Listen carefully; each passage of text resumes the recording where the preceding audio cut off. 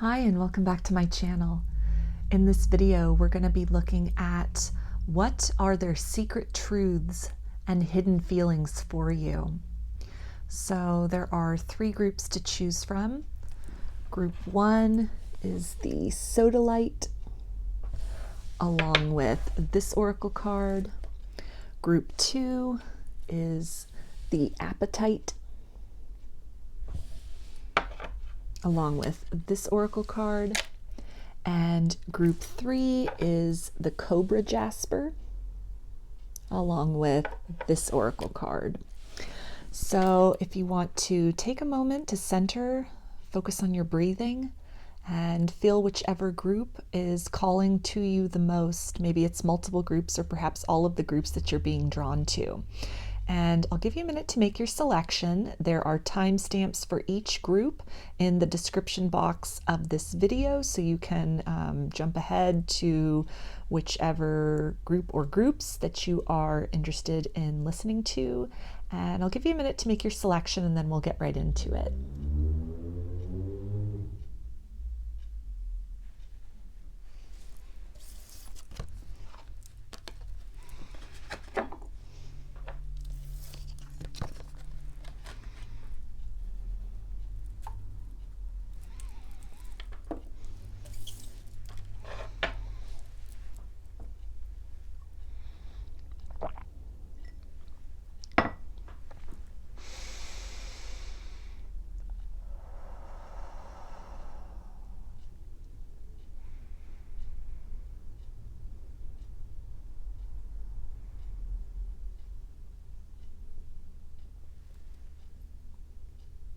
Hi, Group 1.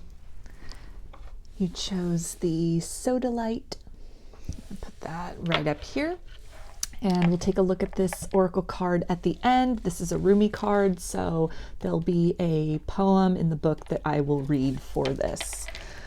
We're going to start with some tarot to kind of feel into some of these energies, maybe get some zodiac signs, get kind of a peek into what this person is holding back from you, what truths are on the tip of their tongue that they want to, make known to you, or that they're really keeping to themselves, these kind of hidden and unrevealed feelings.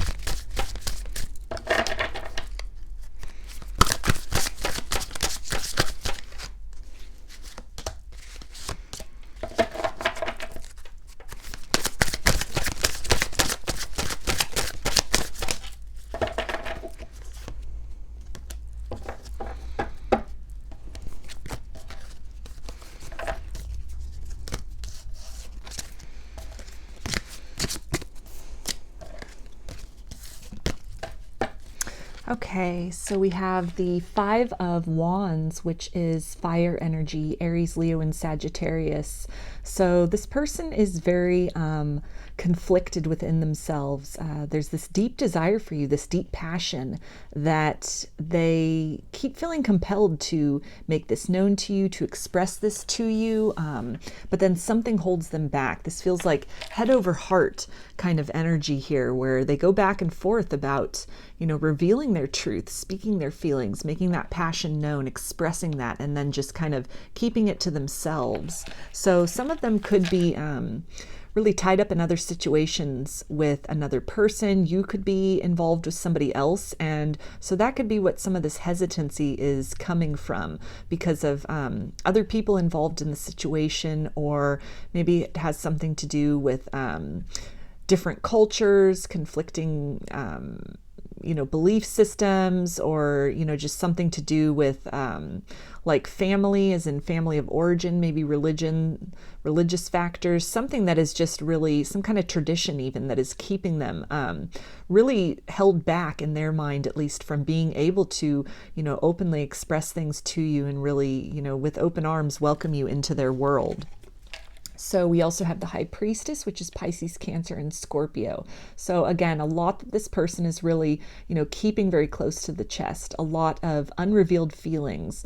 For as much affection as they might have expressed to you, it runs so much deeper than that within this person. There's an intuitive knowing, a familiarity at the soul level almost, that you are somebody very significant to this person. The feelings that they have for you, it's taking a lot of effort for this person to really keep that inside. They feel that if they were to reveal this, that it would be this unstoppable force, that it would result in so much change on many levels within their life, within your life, and to open these floodgates, there would be no turning back at that point. So they really stay on the brink. They hold themselves back. And we've got the Emperor, which is Aries energy. So this person definitely is trying to, just stay in their power. I feel that some of them could be kind of hesitant to really express the vulnerable side of themselves. Maybe this is a very, kind of logically based or a very stoic person, and that they're not so good with expressing, understanding how they feel. They may have been kind of shamed for emotional expression in the past.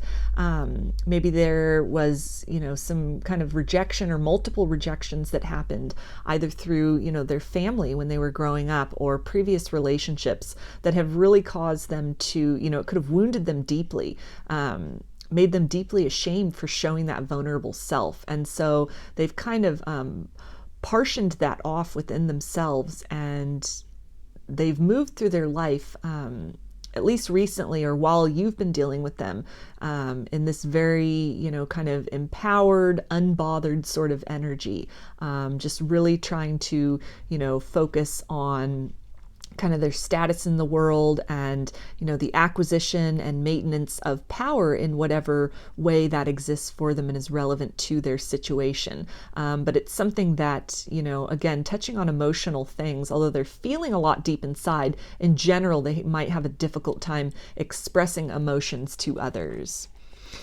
And we also have the Seven of Swords. So this person has a lot of truth that, they want to express to you. They're very, defensive of these feelings as well within them. They keep that secreted away within themselves. It's something that,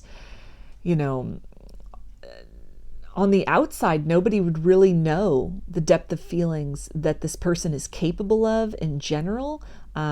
They could put up a very, successful facade of maybe just, in and out kind of behavior, really just looking for casual relationships, not really looking for, anything serious or anything long term. But still, the time they have spent with you, they've taken a lot away from that in terms of, this deep appreciation. And it's helped to kind of build this well, this resource of love within them that they have for you, that they just keep feeding into, they keep thinking about, wanting to, present that to you, and what would that look like. And it's something that, it makes them very nervous, very defensive. It's something that when they get right to that brink of maybe reaching out, of speaking their truth, something kind of pulls them back, causes them to really run from that, to flee from that, to go on the defensive, for fear of not wanting to be vulnerable, not wanting to be hurt. And with that swords energy, that's air, which is Aquarius, Gemini, and Libra. So we also have the Hanged Man. And so this is really talking, and this is Pisces energy. And this is really talking about, this person is at this point where they may have just really kind of kept these feelings to themselves. The feelings are growing. There's just this huge well of power behind their energy, behind the energy of love that they have for you. These feelings, which keep growing with time, and it takes a lot of energy to really hold back, to restrain themselves in that capacity. And this person is starting to look at things from another perspective. They're starting to entertain the possibility of, would it be so bad if everything in their life shifted? Would it be so bad to have to step away from maybe situations that you both are involved in order to move towards each other? They're starting to look at things from the other side of that coin, that perhaps this could be the best decision that they would make for themselves, that perhaps, by holding this all in, by holding, these feelings back, that it's keeping them stuck from moving forward or having some kind of key and crucial experience of love in their life. We've got the Hierophant, which is Taurus energy. So this person definitely sees you as long-term marriage material. Even if they are currently married to somebody else or you're married to somebody else, there's something about you that really strikes a chord with them in terms of more of a solid partnership that could exist between you and this person than whoever they are with. Maybe they're with somebody currently that their family approves of, somebody that is of the same culture, of the same religious background, really makes sense in terms of practical matters for them in partnership. But then there's something about you which just, again, at a soul level makes so much more sense to them, that it's really, they have this urge to really break away from tradition, to break commitments that they already have, to move in your direction, not just for a good time or for something fleeting. But this person really sees a future with you. They see you as somebody that they could really, have that solid commitment with, have that very sacred commitment with. And we also have the Two of Pentacles. So that's Earth energy, Capricorn, Taurus, and Virgo. And again, they see you as a very much an equal partner to them. They see you as an equal. They view you as an equal. They see mirrored within you a lot of the same strengths that they appreciate and recognize within themselves. So again, they see you as somebody that, they could build a really solid foundation with, somebody that they could be on very equal footing with. Maybe they're currently in a relationship where, they have a lot of people dependent on them, or somehow, the power balance is a little skewed. It's not an equal give and take, but there's this desire, this draw to kind of move in your direction, because they see that on some level, they work very well with you. You make sense with them on a deep level that goes beyond just passion. Like in the material world, they could really see themselves building a legacy with you, building a home, building a foundation, being a support system to one another. Maybe the current, if they are in a third party situation, if that resonates, the partner they could be with could be someone that's not very supportive, that's very critical of this person's dreams, or just overly depends on this person to take care of them emotionally or financially. But with you, they see, something that's different, and it's something that definitely attracts them to you, is the fact that, it would be a partnership. It would be mutually supportive of one another if they were to move in your direction. So we also have the King of Cups, and that is water energy, Pisces, Cancer, and Scorpio. So this person has had these feelings for you, these deep feelings for you for quite some time. These feelings have had a chance to grow and mature and deepen over time. I feel the more that they are observing you or experiencing you in whatever capacity in the 3D world, if that's applicable, that it only helps to grow and enhance these feelings of love that they have for you, that, they're very good at keeping this very close to the chest, being very controlling of those emotions, not letting those emotions spill over. It's a fine degree of control. Like at any moment that balance could be tipped. And so it takes a lot of effort on their part to really, hold back, to hold these feelings back.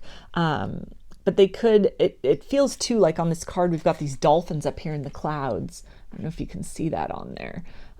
But this is something where, they have a lot of loving thoughts for you. The things that they cannot say to you for whatever reason in the material world, they're sending these loving thoughts your direction.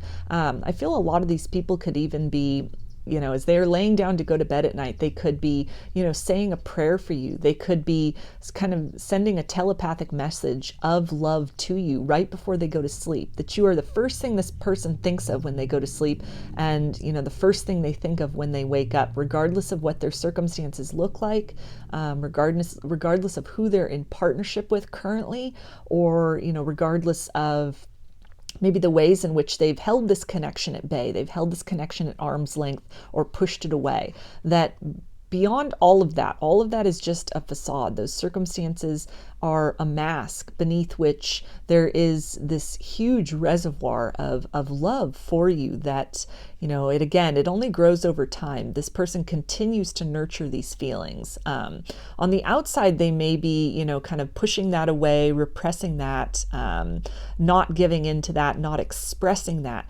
But within, they definitely nurture this. They nourish this. It gives them a lot of satisfaction and joy and a sense of fulfillment, completion and belonging, to really contemplate you, to really, feel into that love. It's definitely a well-guarded secret within them that, again, nobody in their outside world might have any idea that, they have feelings at all for you, or that the feelings are of this depth and nature.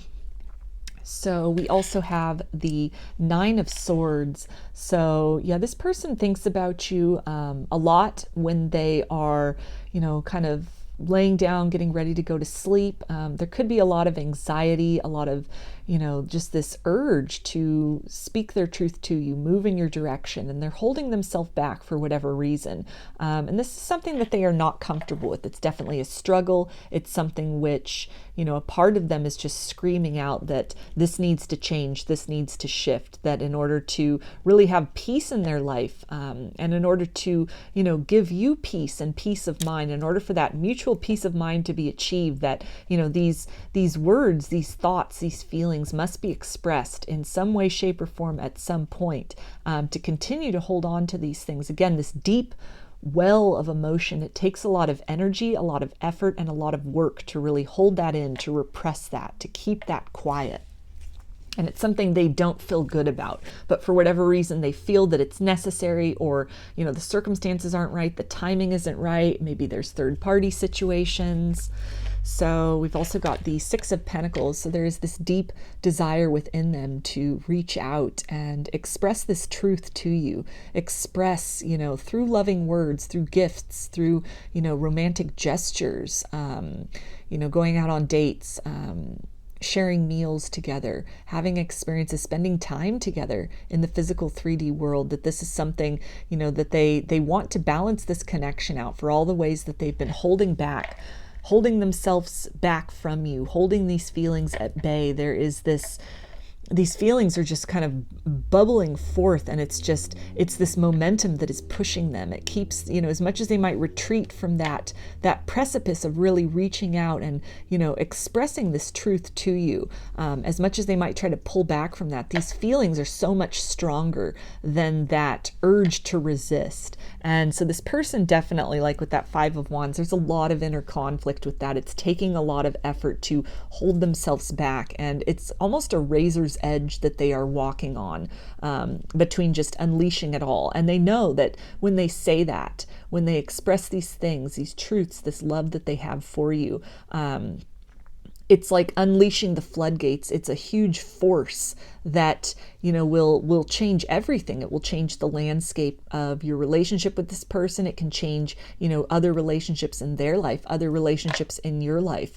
But it's something that, there's all this kind of tangible and carnal energy that's behind this love that they keep. As time goes on, it just keeps building and building, and becoming stronger and more ferocious, and it's getting more difficult as time goes on for them to really hold back on that. And we've also got the Chariot, which is Cancer energy. So again, just really this desire within them to move forward, bring that communication, express those truths. This is not something they feel comfortable holding back with. They feel very imbalanced in their life. They know that they are not living their authentic truth by holding back. And it's something where they really are grappling with kind of the ramifications of that, all of the blessings and the bliss that would result from them expressing this to you, relaying these truths, sharing these truths, telling you how they feel, versus all the things that would kind of fall apart or fall away, whether that's in all actuality or just as they perceive it. This can even be, the thing which falls away is their ego, which keeps their vulnerability sheltered, and that's something, that they are, to them, that seems very risky. It seems very dangerous to, expose themselves in such a way, to make that movement. And yet there's this deep love that is compelling them to do so.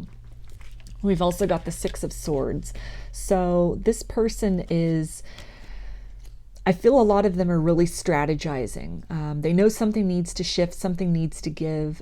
They're acutely aware that these feelings just continue to intensify, and that movement is going to happen, change needs to happen, something needs to give. The situation they're currently in, by keeping everything bottled up, it's very uncomfortable. It's very unfair to you. It's unfair to them. And so a lot of them, I feel, are making plans, or at least kind of, giving serious consideration to what would that look like? How would, your lives have to shift? How would your circumstances have to shift? What would need to change in order to, create this balance and move away from this feeling of tension and anxiety of kind of holding back on truth? And we also have the Nine of Wands. So this person definitely could have been hurt in the past. They could have gone through some heartbreak, which again made them sort of hesitant to open up and be vulnerable in love. A lot of back and forth, fighting these feelings, holding these feelings down, repressing these feelings, this truth, this love for you deep inside. It's wounded them. It has left them feeling diminished, feeling aged in a way. It's taken a lot of their energy, their psychic energy. It's really drained them of the potential for enthusiasm and joy. And this is not a lost cause, though. These are things which, a part of them knows can be regained. They can reclaim part of themselves by stepping into that authenticity. But currently they're just weary and hesitant to do that. They just continue to remain in this state where, time goes on and these feelings they increase and they become stronger. They don't diminish with time or with distance. And it's something that, they want to act upon that. They want to express that. They're ready to create that shift. But at the same time, they're a little hesitant, maybe again, thinking of heartbreaks of the past they've been through. And that what if, that possibility that if this is not reciprocated, what is that going to do to them? Would they have the strength to get through this?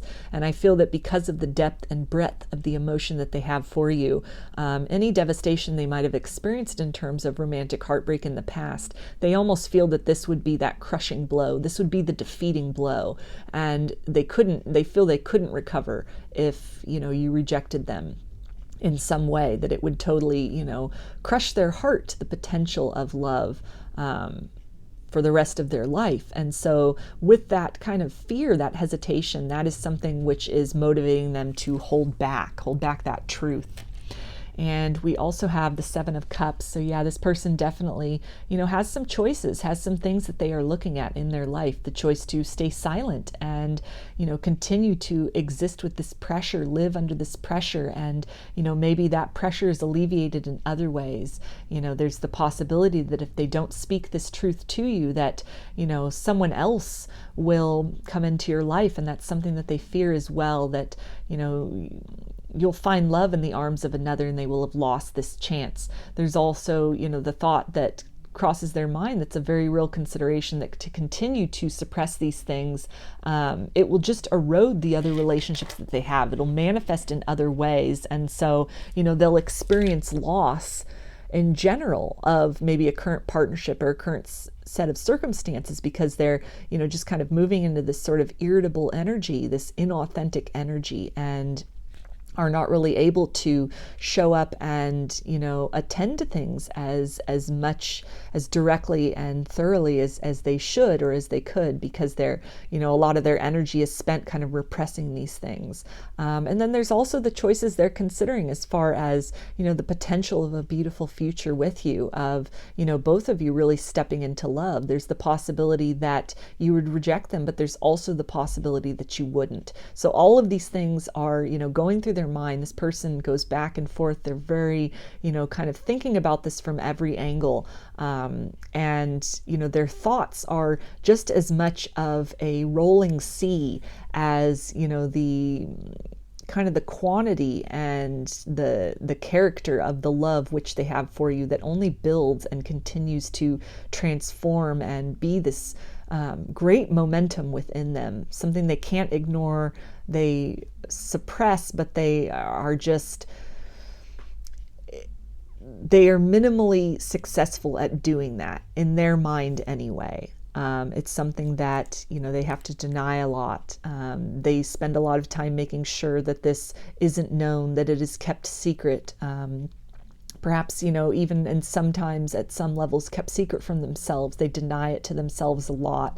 But, the feelings, they keep reemerging. Things remind this person of you, and then their attention is brought to the fact that these feelings have gone nowhere, but they have only increased exponentially as time has gone on.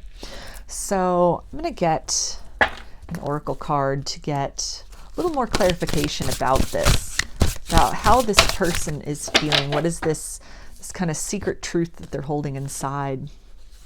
Okay, and we've got reflection. So yeah, this person is doing a lot of soul searching, reflecting on the possibilities, the choices of, what could this look like? What would have to shift in their life? What circumstances would change by making this revelation, making these feelings known? They think about you a lot. There could be a lot of telepathy going on. The truths that they hold inside, they, in their mind, where nobody, has that access to their own private thoughts, they are very loving thoughts of you. They reflect on, what life with you could be like, or if it was a choice between you and somebody else, and before, and they chose somebody else, they reflect a lot upon that. There's some regret, there's some melancholy there, as far as, if they'd made a different choice, what would their life look like? Or again, to make a different choice at this point, to choose to change their circumstances and move in the direction of love, move in the direction of you. What would that look like? There's thoughts of the possibility of how beautiful that could be, but then there's also reflection on, this fear and this uncertainty of really kind of risking everything that they've created for themselves, or that is in their world at this point in time, for the possibility that you could reject them. So very much this person is, they're on the fence, and they're controlling their emotions, but at the same time, their emotions are really, it's a force of nature, this love that they hold within themselves for you. It's a force of nature in and of itself. And it's something that, it keeps stirring within them. It will not be quiet. It will not be silenced. It only continues to grow over time. And, they're reflecting on the fact that something at some point in some way has to give, in terms of releasing a pressure valve of, these immense feelings that they have for you.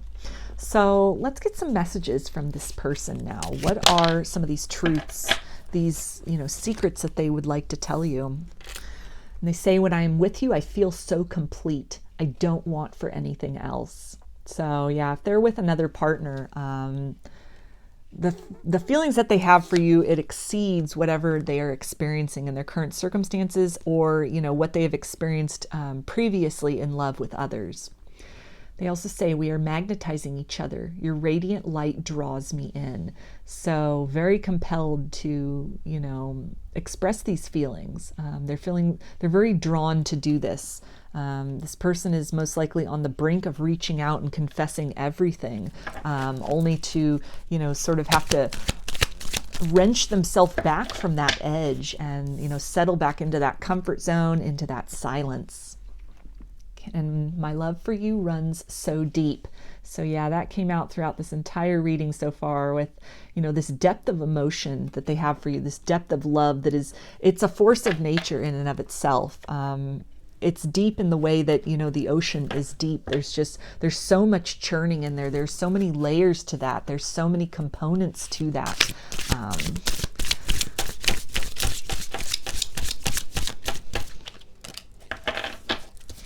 Okay, and they say, you are my future wifey. So yeah, like with that Hierophant card, even if they're in a commitment with somebody else, the feelings that they have for you and the sense of, partnership and this equal give and take that they feel with you or that they experience with you in other capacities, not a romantic capacity in, the 3D world, you make so much more sense to them. You feel like that partner, that partnership energy of really, both mutually supporting and challenging each other to, really kind of take ownership, take accountability, and, strive to have a very fulfilling life, have a very successful life. And they also say, I can't stop spying on you. So yeah, some of them could definitely be watching your social media, watching you from afar. If this is somebody, that you work with, a coworker even, they could be, watching you in the office, watching you as you do your work. If you have friends in common, they could be, again, watching you if you're out in a group setting. And it's something also with that spying energy, it's, that kind of relates to these thoughts. They just can't stop thinking about this love that they have for you, this depth of feelings that they have for you, all that they want to say that they keep hidden. They can't stop thinking about, the possibility of what if, they think about that. There's so much that would change or that could go wrong if they reveal themselves to you, if they, express these feelings. But then they are also thinking about, well, what if all the things that could go right and just how wonderful that could be. And they say, I'm seeing through the illusions. So this can be in reference to, another partner, like a third party that they are involved with, and that they're seeing through kind of the dynamic of that connection where, maybe there's not this depth of understanding and being understood. There's not this depth of feeling or, this kind of mutual support and mutual respect, which they really feel from you. They feel they would experience with you. And so they're seeing through the illusion of maybe other, the life they've created with somebody else, the life they're maintaining with somebody else. This could also be illusions as far as that energy of maybe you're from different cultures or different religions or something to do with, their family of origin, the way they were raised, what they were taught, relationships and love and marriage and partnership should look like, that they're really calling that into question. That's part of this reflection energy where they're thinking a lot about that.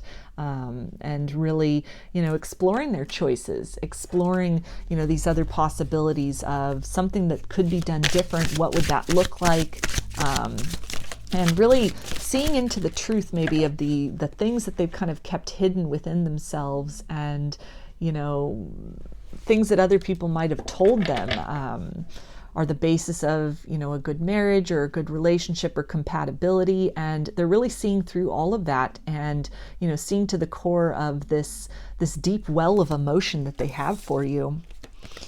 And they also say, I know more than you think. So if you think that this person is, just kind of oblivious to,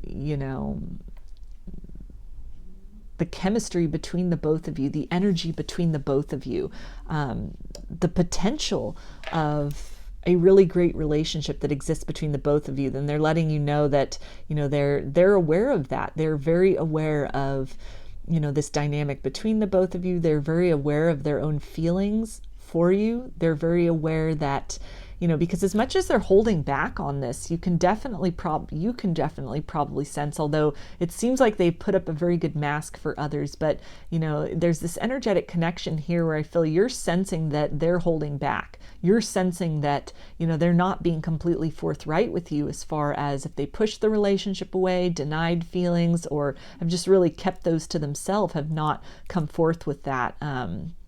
that it's something where, they know that they have deeper feelings for you than they're letting on. And they also say, I have a gift for you.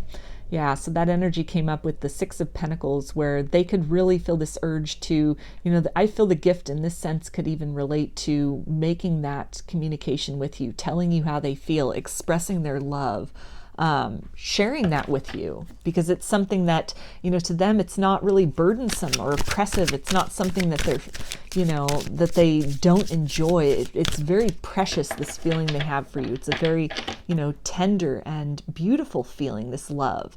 And it's something which, it's like a treasure that they are almost keeping to themselves. And they want to, extend themselves and share that with you. And so for some of you, because this person is on the precipice, on the brink of this,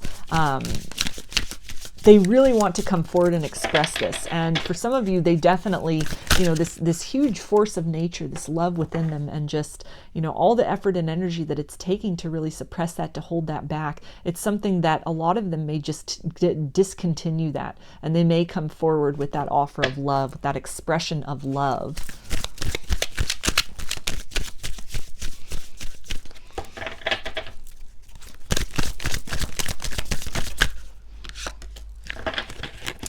Okay, and they say, I've been sending you messages in the 5D. So yeah, that came up with that telepathy. And, so if you're thinking of this person spontaneously, that can be a sign that, they're thinking of you at that moment. They're sending you a telepathic message at that moment. And again, this energy of really thinking of you, particularly before they go to sleep at night, saying goodnight to you in their mind, or whispering that aloud if that's, an option for them, if that's applicable for them. But just, thinking a lot about you, trying to send that loving energy, those loving thoughts, those loving feelings to you, because, they feel held back in some way. And so this is the only way at this point in time they feel comfortable or able to communicate, is in that kind of higher dimensional level. And they also say, sorry, I did not see your value and worth when we were together. So if this person, again, had a choice between you and somebody else, and they chose another route, they chose another partner, and that it's put you in, a state of separation where, they're left then with this deep ocean of love for you that just keeps growing, over time, and it keeps, being something that they're acutely aware of, then, they definitely regret that. They feel that they made the wrong choice. I feel a lot of them, that's what they're thinking of as well. The reflection is, if they could go back and make a different choice, what would that look like? How would their, life, how would both of your lives be, different in the most wonderful way? Okay, and they also say, shame on me, I put others before you. Soon after I realized they were of no value to me. So yeah, there's that energy of a third party, choosing somebody else over you in this circumstance, or even choosing the opinions of friends, of family, of, their culture, of their religion, the circumstances they grew up in, the belief systems that they grew up in, and that they're starting to see as illusions, that's not what resonates with them. That's not where their happiness lies. And so there's a lot of regret here. That's part of that reflection energy of, just this feeling of longing, and, that acknowledging that there was an opportunity. They may have had multiple opportunities, or there could be ongoing opportunities for this person to express themselves, express how they feel. Just take a chance and reach out and just see what happens. Just trust that, the best result will occur no matter what that is. And so every time that they kind of turn away from that, they back away from that, it's something that, they don't feel good about. They feel very anxious about that, very, kind of this energy of regret. So we also have, I never truly moved on, even though I appear so. So again, third party could resonate with you. Even if they didn't make a choice between you and somebody else, they could have just, not expressed feelings for you when they had a chance. And, your paths diverged. You went in separate directions. And, maybe you are together with other people at this point in time, or this was something where, maybe they pushed you away. They pushed away the intimacy, that energy of kind of this hesitancy for intimacy, this kind of fear of commitment was coming up. And so maybe this person just, said they didn't want any solid commitment. They just wanted to keep things casual with people. And, they didn't want the intensity of a relationship or a relationship with you. And so they're letting you know that if they've, moved on into other connections, just kind of playing the field or casual dating, or even just being, single, maybe they've moved into a state of, playing a very convincing role as, the happy bachelor or the happy bachelorette, just depending on what, resonates, just very, career focused, or, just wanting to be on their own and not really, mess around with love or, anything like that. That it's just a facade, and it's something where, again, these feelings of love for you and the regret for having not acted upon that when they had the chance, or, maybe they made a decision that took them in another direction romantically. It's something that they regret and they think a lot about, and it's something that if they could do something different about it, they would, if they could turn back time, but they can't. So, and they realize that, so they are at this kind of precipice, this edge of, taking a chance, taking a risk. And I feel that there's some fear also on their part, because again, the depth of the feelings that they have for you, this profound love, they're almost not sure how to, really kind of open that door to you, how to express these things without completely overwhelming you. There's that fear as well of like a deluge of emotions, that if they open themselves up to that, if they,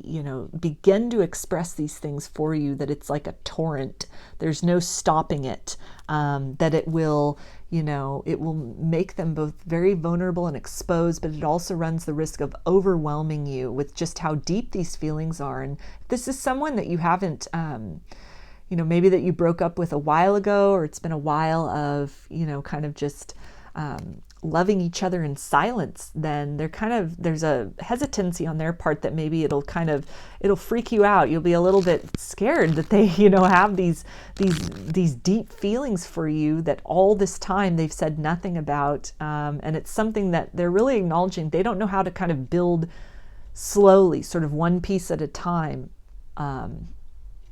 from these feelings, how to build something solid, that it's just, they fear that it's just going to gush out of them, and that could potentially sabotage things as well. So that's another reason they could be holding back. It's just kind of the intensity of these things. They don't want to overwhelm you. And they say, "My darling, don't cry. I still love you." Yeah, so they're acknowledging this kind of yearning that you both have for each other. Even if this is something where, you never previously dated this person, they never expressed feelings, but there was this feeling that, of chemistry between you both, of a soul connection and attraction, this unspoken love. It's something they are acknowledging that they love you. They still love you, as long as this has been just kind of the elephant in the room, kind of hanging around below the surface, these unspoken words. And as difficult as this is for you to have that feeling, to know this person feels that way, but to not receive the expression of that in the 3D, as difficult as that is for you, it's as difficult for them. They kind of process it, or, manage that in a very different way. That a lot of this struggle is very internal. So on the outside, this person, everything could look fine. They could look quite successful, quite happy, but inside there is so much turmoil, so much heartbreak that is going on inside of them for, just having these profound feelings and yet keeping quiet about that. They also say, "My higher self is always by your side." So yeah, there's that 5D connection, and just, really acknowledging that the feelings they have for you, the love that exists between the both of you, it transcends other connections that they have, other things they might have experienced, that, they're also reassuring you that despite what the 3D looks like, that their love is being made known to you through the higher realms, on the higher levels. So again, if you think of this person spontaneously, that's definitely them sending energy. I feel for most of them, it's very conscious that they're sending that energy to you, because it's all they know how to do at this point in time. It's all they feel they can do at this point in time. They also say, all will work out in the end. Keep your hope, my love. The universe has our back. So they know something has to shift. It's just a matter of time. And they're trying to remain hopeful that love will win in the end in this situation. And so they're wanting you to remain hopeful about that as well. Hopeful that this person can, in time sort of overcome these obstacles, maybe even this fear of vulnerability within themselves, that, maybe you both are in relationships with other people, marriages, or one of you is. And so there's certain things that you need to play out, certain things which need to be closed out, certain cycles that need to be closed out, before you can really have this opportunity to devote yourselves fully to each other. And so they're letting you know that, that'll be a process, but to not lose hope as kind of courage is gained and, cycles are closed out. And they also say we tread a path of infinite meaning together. So this confirms that energy of, this love they have for you, the feeling that they have for you. It exceeds what they've experienced before in love, what they thought was possible in love. It goes deeper than just, the practical things or how that looks on paper, that there's a deep soul resonance between the both of you. And they say, I want you to understand me. So I feel that they really want you to understand that despite what it looks like on the outside, despite what it is that they are not saying or what they might have said in the past, that all of that it's an illusion, it's a mask, it's a facade, that deep inside is this depth of feeling that, can, as much as it came up that they weren't wanting to, overwhelm you, they didn't know how to just kind of start off small. They're afraid that it'll just all gush forward. That these feelings that they have inside, it both intrigues them. They get such a good feeling from that, but it also overwhelms them to a large degree. And so, they're hoping that you can understand, that you can kind of take a wider view of, the circumstances you both find yourselves in, and, this state of kind of fearing vulnerability that they are operating from, or maybe some heartbreaks of the past that they, that are wounds that are now being pointed out as still needing some healing, in order, because they're serving as blocks, as barriers for this person really, speaking their truth and stepping forth into their happiness. And they also say we can build something special together. So yeah, that's a great closing message from this person, that they really see you as, somebody that they could be in partnership with, in all ways, that this is, they feel that this would be a very, equal give and take relationship with you, that, the characteristics in both of you and who you are in your life experience and your ways of looking at the world, you complement each other. You work very well together. They see this as a potential for a very harmonious connection.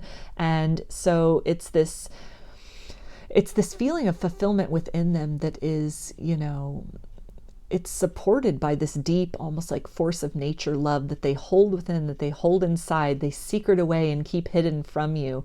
But it's something which it's helping them to really take an honest look of the circumstances they find themselves in, the people that they find in their life currently, and, to see through those illusions, to really see how these things are not serving them at a soul level. And it's a process, but I feel this person is, they're definitely exploring the possibility and trying to kind of work that out. What will that look like? What needs to be done and accomplished, closed out, let go of, moved away from, or moved towards, in order to, really create the opportunity for building a solid foundation with you. Something which, the first seeds of that would be them, expressing this truth which has been growing and which they have been holding within them for quite some time. So now I'm going to take a look at the Rumi card that you chose along with the Sodalite crystal group 1, and this will have a little poem out of the book that I'll read. So this could be almost like an additional kind of message from this person's higher self for you. And it says, let love transform. So just right away, that fits in really well with this, the energy that came through in this reading for you, where, they know something has to shift. They know something has to change, that it's just, this love they have, it's gigantic and it's swirling within them. It's compelling them, it's pushing them to make these changes, to, disentangle themselves from ideas, belief systems, circumstances, people that they, just are not serving them, not serving their highest good, or not really satisfying them at a soul level, and to, make the changes necessary in order to, create the possibility and the potential and open themselves up, open up their feelings to you, so that there's a possibility that you can, reciprocate that, and that you can, open your heart to them as well. So the poem from the book, Let Love Transform. The spring of love arrives to transform the dust into a garden. The call is heard from the heavens to bid the wings of soul to fly. The sea becomes filled with pearls. The dry land receives the water of life. The stone becomes a ruby, and the body becomes all soul. Love is my medicine, intelligent medicine. It takes death and makes it a passageway into greater life. What genius is this? A genius that will render anything and everything as a pathway to life.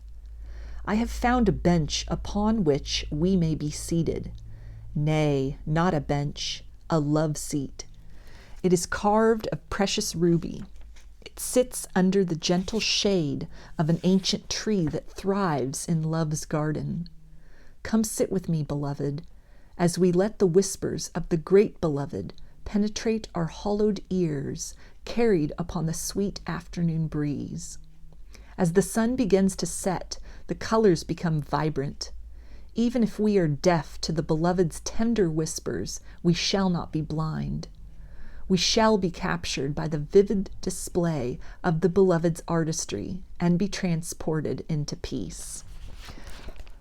So that is very beautiful, and just definitely sums up this, the volume, the ocean of love that they have for you, and this desire to move beyond barriers that are separating you, ideas, belief systems, people, and they are just so compelled to let this flow, allow this love to be carried forth and to transform both of your lives as it will. So I'm going to close this reading out for you, group 1, with some initials. This can be first, middle, or last name of you or your person. It can spell something out, just whatever resonates.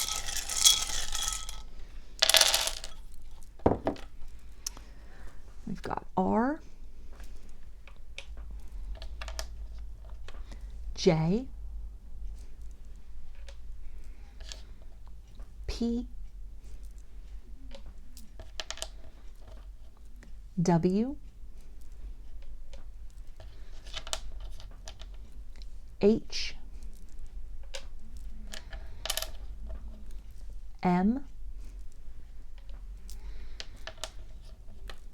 E, C, I, and B. So those are your messages, group 1. I hope that they resonated with you and that you enjoyed the reading. If you liked the video, please give it a thumbs up, comment, subscribe, share. If you'd like a personal reading, I offer them through my Etsy shop, and there's a link in the description box of the video for that. I also sell handmade jewelry and some divination tools in my Etsy shop if you're interested in checking those out as well. So I hope to see you again in another reading. Please take care and be well.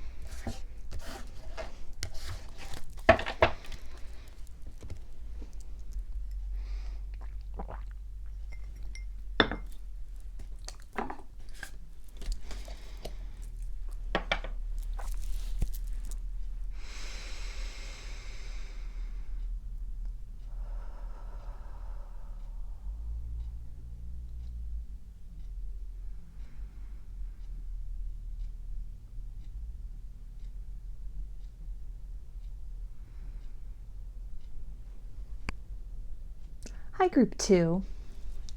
You chose the Apatite. Put that right up here. And we'll take a look at this oracle card at the end. This will be a Rumi card, and there's a poem out of the book that I will read with that.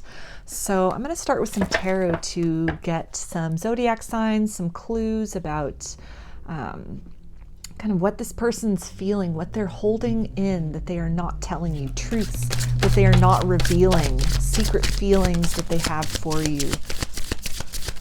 They're repressing or denying or just not making known to you.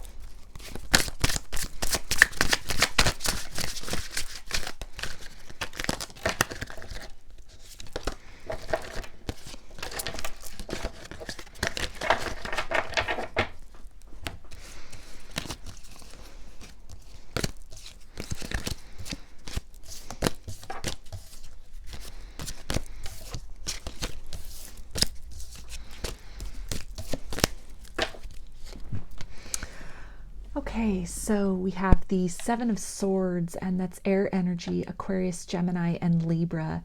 So this person, I feel, they really cherished a lot of the times that you spent together previously. They took away more from that than you would know. In terms of fond memories or maybe conversations that you'd had, things that you said that you thought went right over their head that hadn't registered, that, you know, they didn't pay attention to or they disregarded.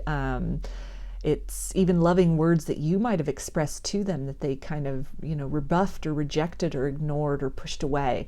That this person actually, that those gestures, those words, those experiences had so much, they meant so much more to them than they let on that you would even know. They are things that they cherish about you. It's events in their life, experiences in their life that they cherish to this day. And there's also this desire that they have, this deep desire to just run away with you, to get away from everything, just kind of leave everything behind and, you know, go off together with just kind of the bare essentials, with just the tools that you're working with, and to really, you know, see where the winds of change take you both, see where love carries you both. And we've also got the Page of Cups, which is water energy. That's Pisces, Cancer, and Scorpio. So this person, they want to, you know, open up to you, but slowly at first. I feel that this person has a very difficult time expressing love, or, you know, their love language, it might not be the same as your love language. This person could be very, their love language could be touch. It could be, you know, hugs, or, you know, they hold your hand, or, you know, touch you on the shoulder, something like that, brush into you.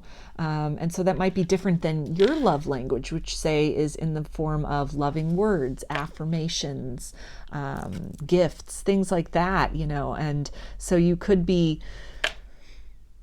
they feel that they might have been misunderstood in terms of ways that they have up to this point expressed love to you, because again, it's something that's it's very tactile to them. Touch is coming up strongly. So also this sense of that there was so much more to maybe hugs that they gave you, or, you know, times that they were able to make physical contact with you, that was something, you know, that they they were electrified by when that happened. When they would touch you, when they'd brush up against you even casually, that it would send this surge of feelings and emotions just rippling through them like a wave of energy, a wave of love just surging up. Even eye contact could be something which, it kind of fits into that category of touch, to me anyway. And so it's something that, that could be another one of their love languages, or part of the way that they express that kind of tactile love language is through eye contact. So all the times when, you had eye contact with this person, when you've maintained eye contact, maybe while you're talking to them, and it's just, very looking directly into each other's eyes, that there's an intensity there, something that they kept hidden from you, this wave of love that was just flowing, this energy that was very, tangible, that I'm sure you both felt between the both of you. But it's something that, this is a memory that they have kept with them. This is a feeling that they have kept with them. This is something which has really set you apart from others in terms of the feelings that have kind of risen from within them. It's something, just as kind of ordinary and as intimate as eye contact. And we also have the Ace of Cups. So this person, they have this desire to offer you love, to give you their heart, to, extend that to you, to open that up to you. They really want to share this with you, to let you know what it is that they're thinking and they're feeling. And it's not just a little love they have to give. It's a lot of love that they have to give. There's a depth of feeling here that, has not been expressed previously.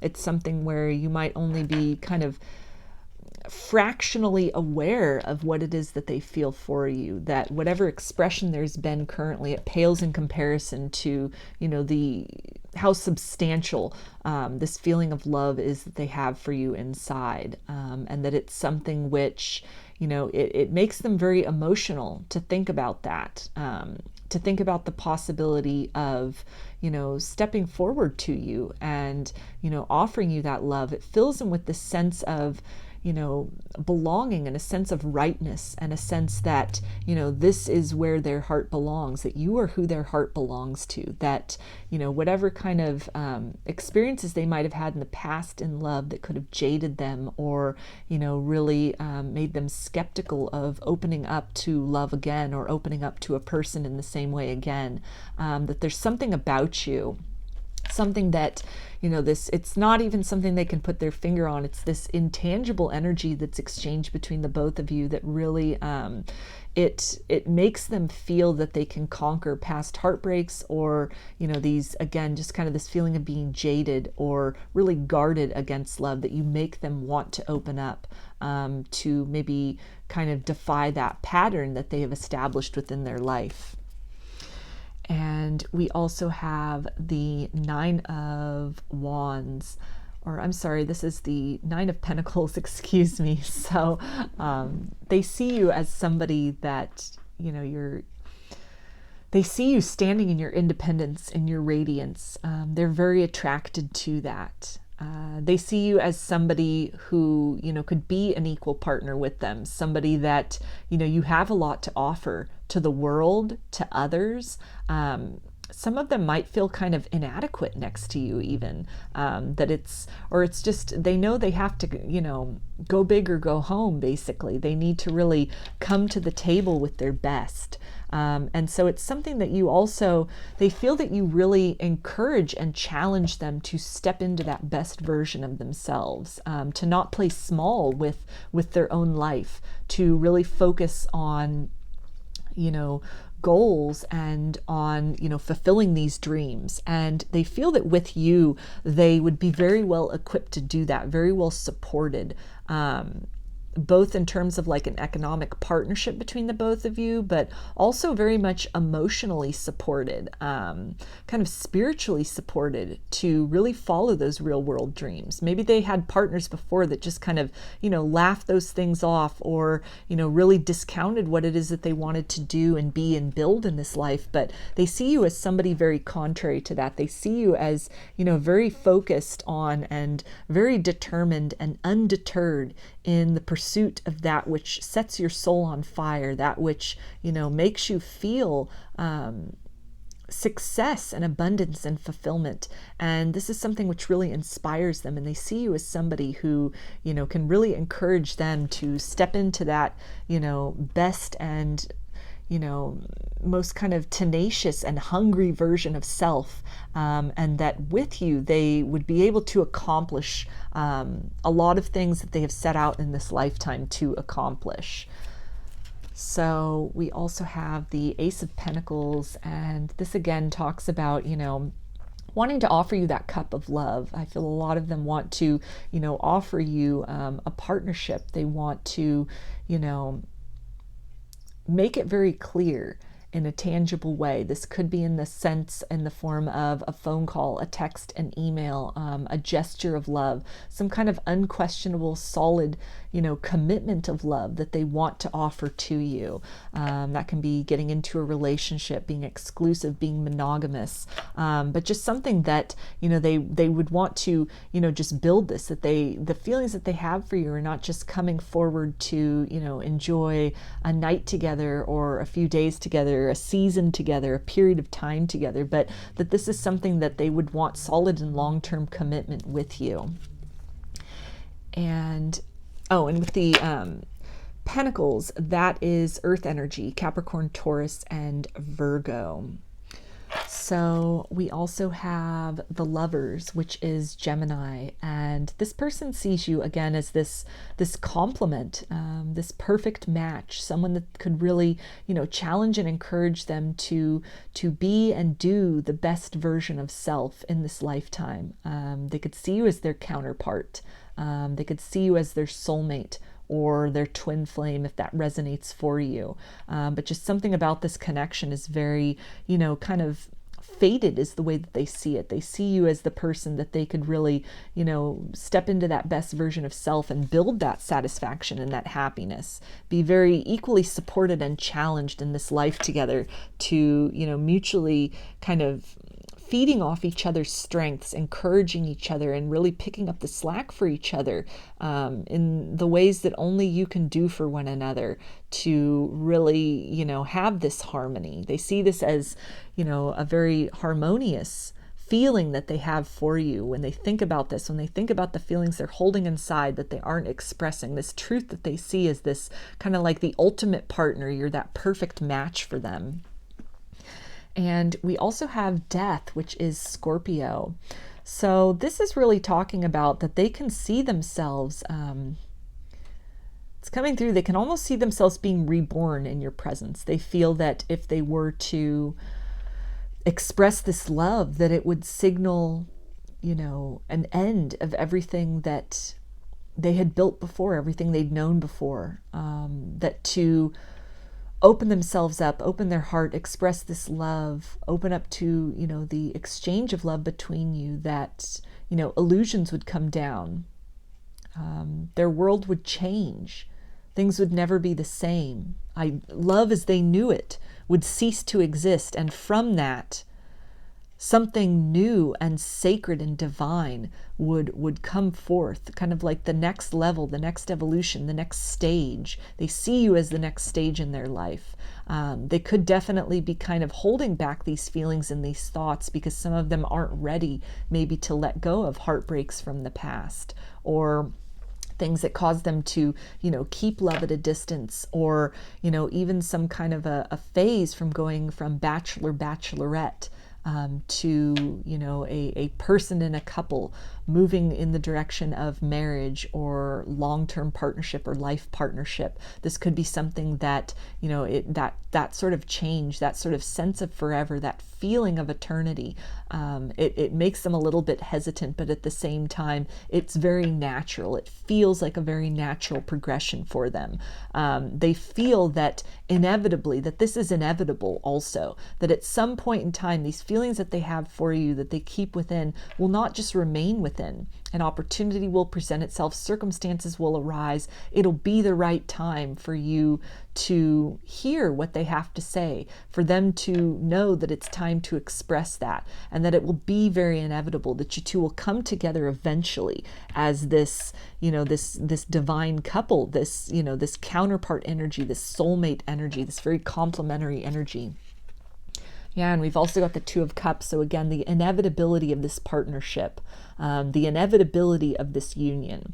So whatever is going on in the 3D world, this person could be somebody that's in your life currently and they're just holding back. This could be somebody from your past, somebody you're in no contact with, somebody you broke up with. And despite whatever it looks like in the 3D, inside this person, they have this sense of knowing that you are the person for them. They know that there are, other circumstances that need to align, that when the time is right, the universe will bring you both back together.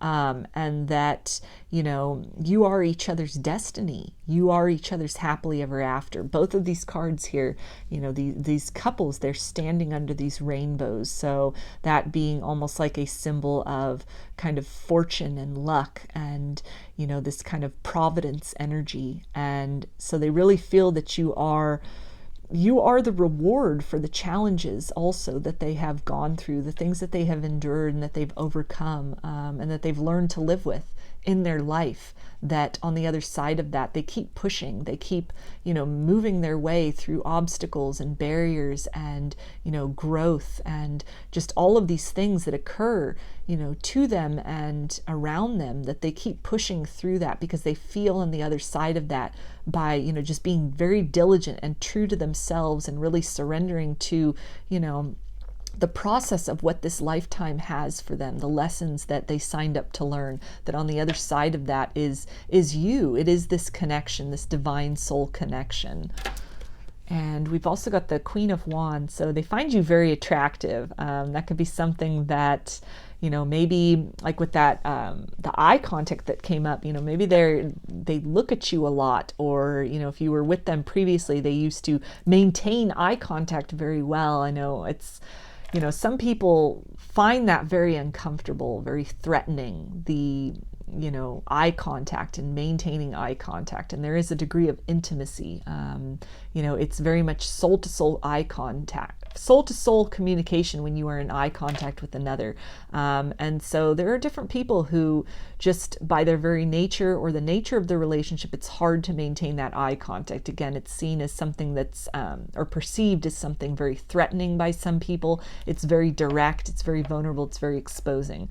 And so this person, contrary to that that kind of tendency of a lot of people to, hold eye contact, but just for a certain period of time before they kind of have to look away or break away, or, are just that this person, there could have been these long and intense periods of this eye-to-eye contact, this, deep and intense look that this person had in their eye, or, even as you're talking about very casual things, just something exuding from them, from the eyes, where if you are seeing beyond the words that are said, the circumstances you find yourself in, even what's not being said, behind all of this is this deep, desire and this yearning and this attraction for you.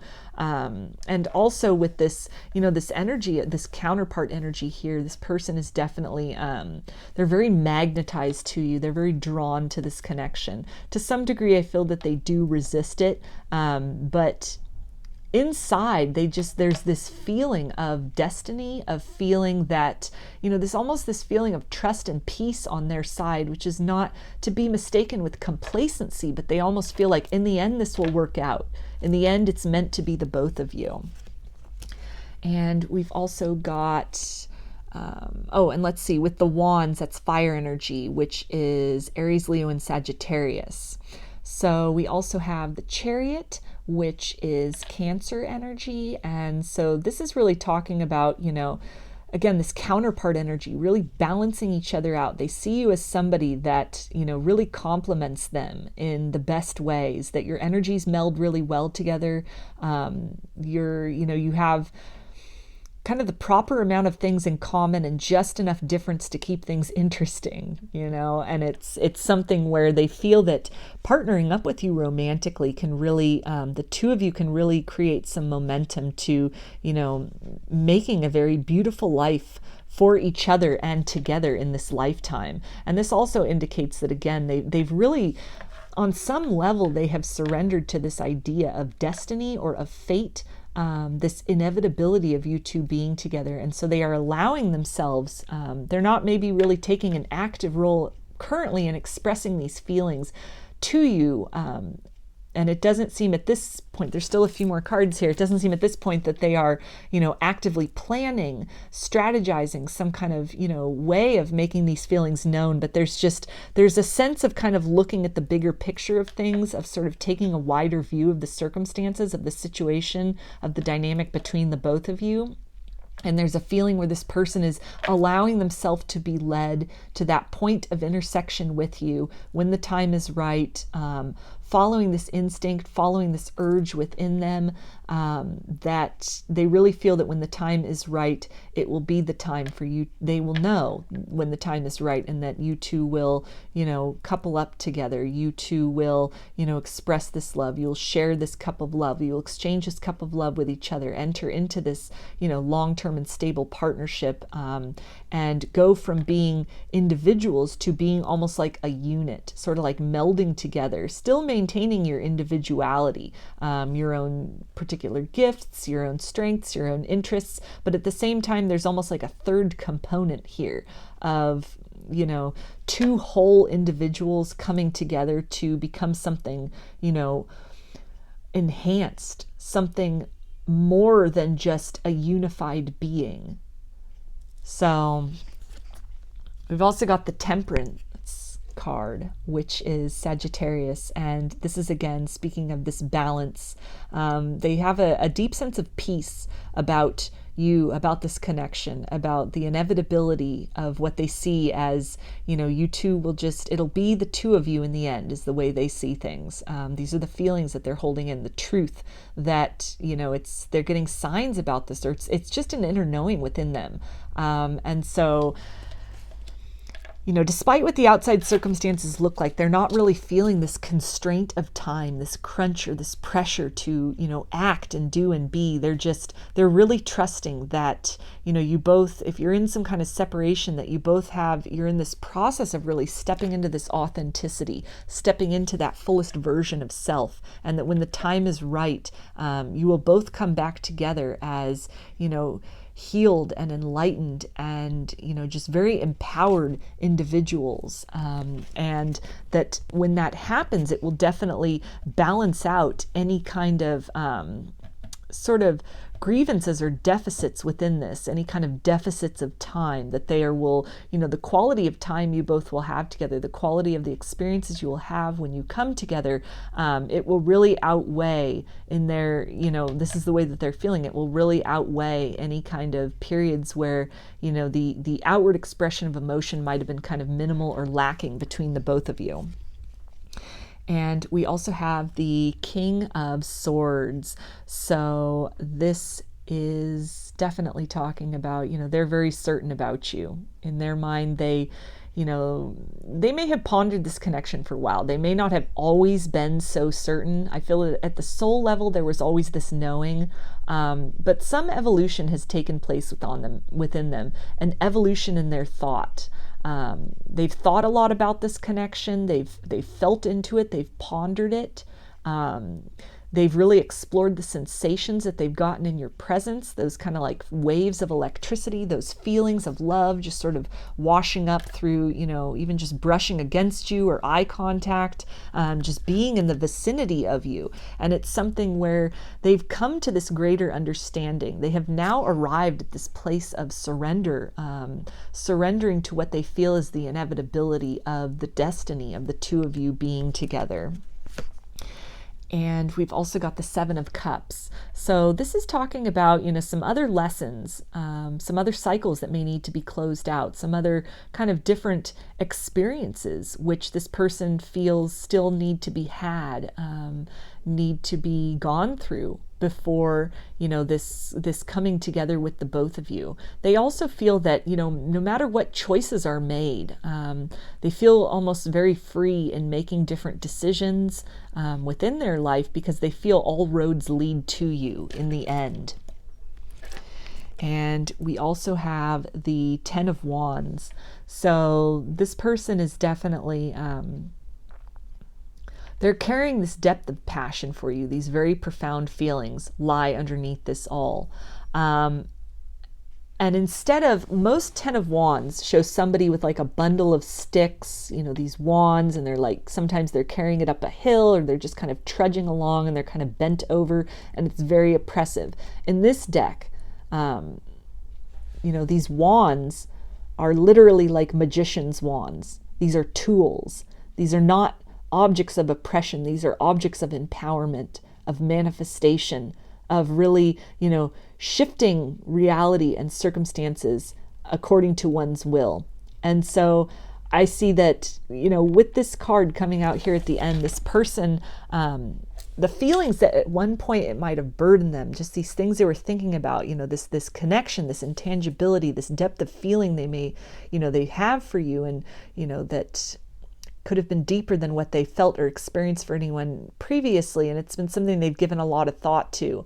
They've come to a lot of conclusions. They've come to this point of really, you know, understanding you as a soulmate, as a twin flame, as their destiny, as their counterpart. So these feelings, which at one point might have been very, you know, kind of scary and oppressive for them, they are instead, they have mastered these feelings. They have come to, you know, kind of transmute this energy. They're utilizing this energy, this connection between the both of you to their advantage, to really help them along their journey, along their path. They're using this, you know, kundalini energy, or this twin flame energy, this connection to really, you know, create for themselves this abundance and this bounty and these opportunities for change, and the opportunity to magnetize closer to you, to move closer to you, and to this inevitable, you know, result of the two of you being together. They're utilizing this to their advantage. They're utilizing this time apart to their advantage. And I feel that they are also seeing that you have been doing this as well. You have been utilizing this time well. You've been taking, you know, the energy exchange, which still happens between the both of you, even in a period of, you know, disconnect or separation, that is still happening. You're still energetically supporting each other from the higher realms. And it's something where maybe the, you know, the connection might have previously bogged you both down, confused you both, made you both kind of nervous, or, you know, consumed your thoughts with trying to really kind of navigate timelines and really sort of will these conclusions and these results that you wanted in your time. And it's something, it could have been definitely a battle and a struggle to move into this energy of surrender and to trust.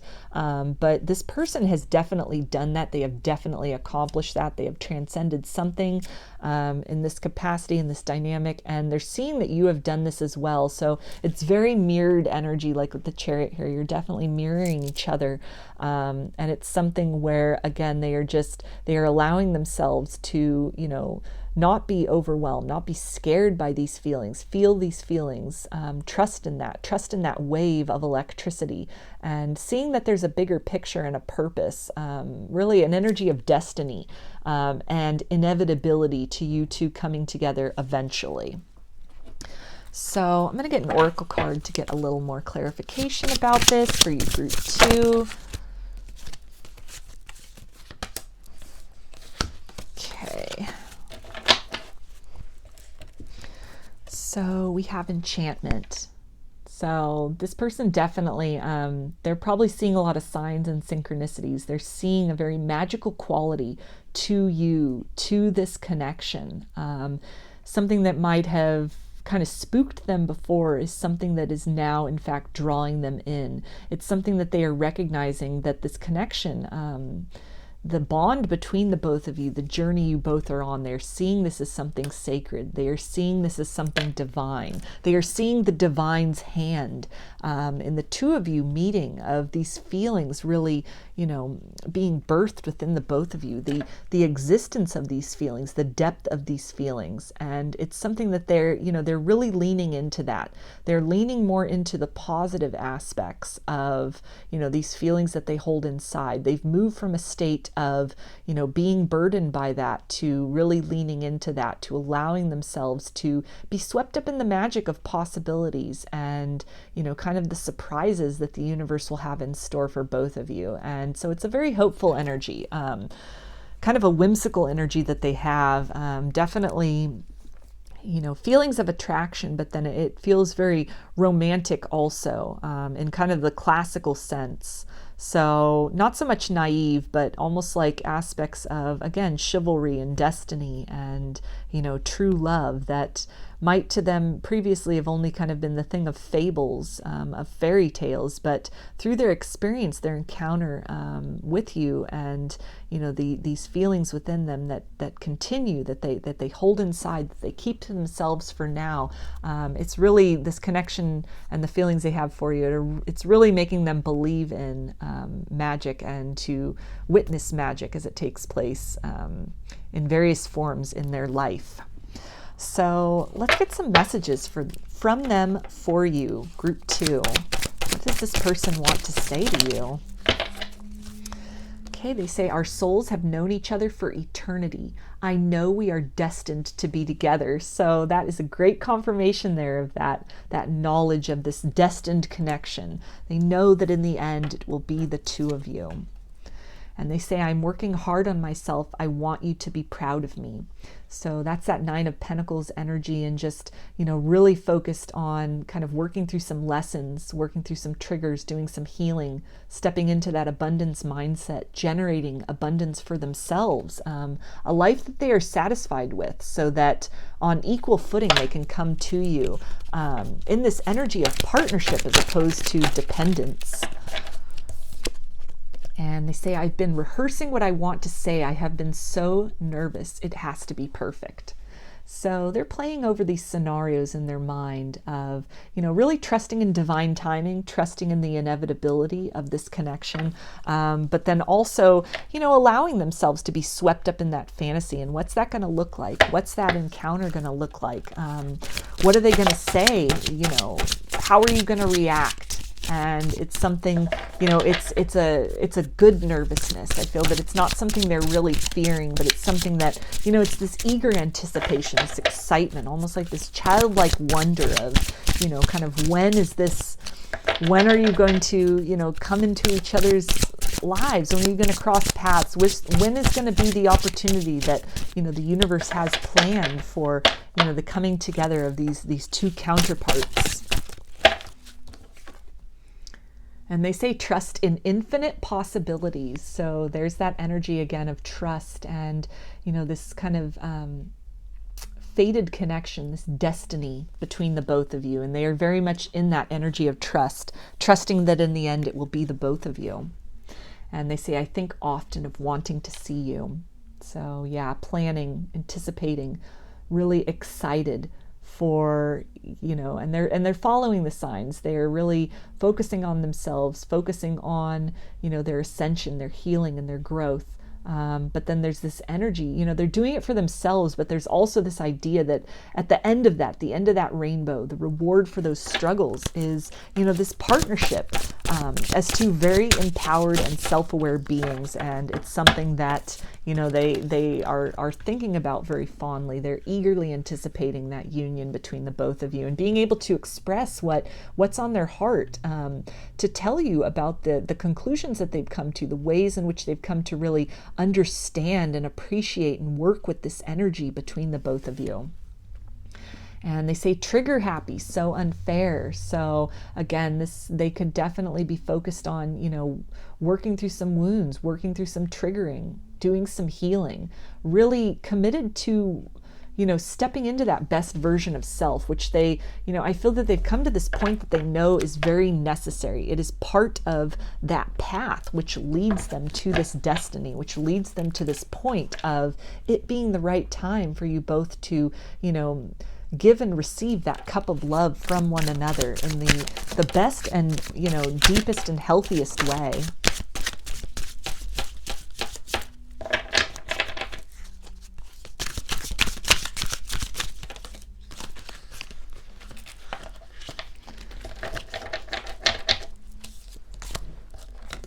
Okay, and they say, I have a lot of gratitude for you. So they might have struggled with this connection, with this energy, with these feelings before. Again, this kind of electricity, these waves of emotion that might have been very overwhelming, very confusing for them. The first instinct could have been one of triggering and to kind of push this away.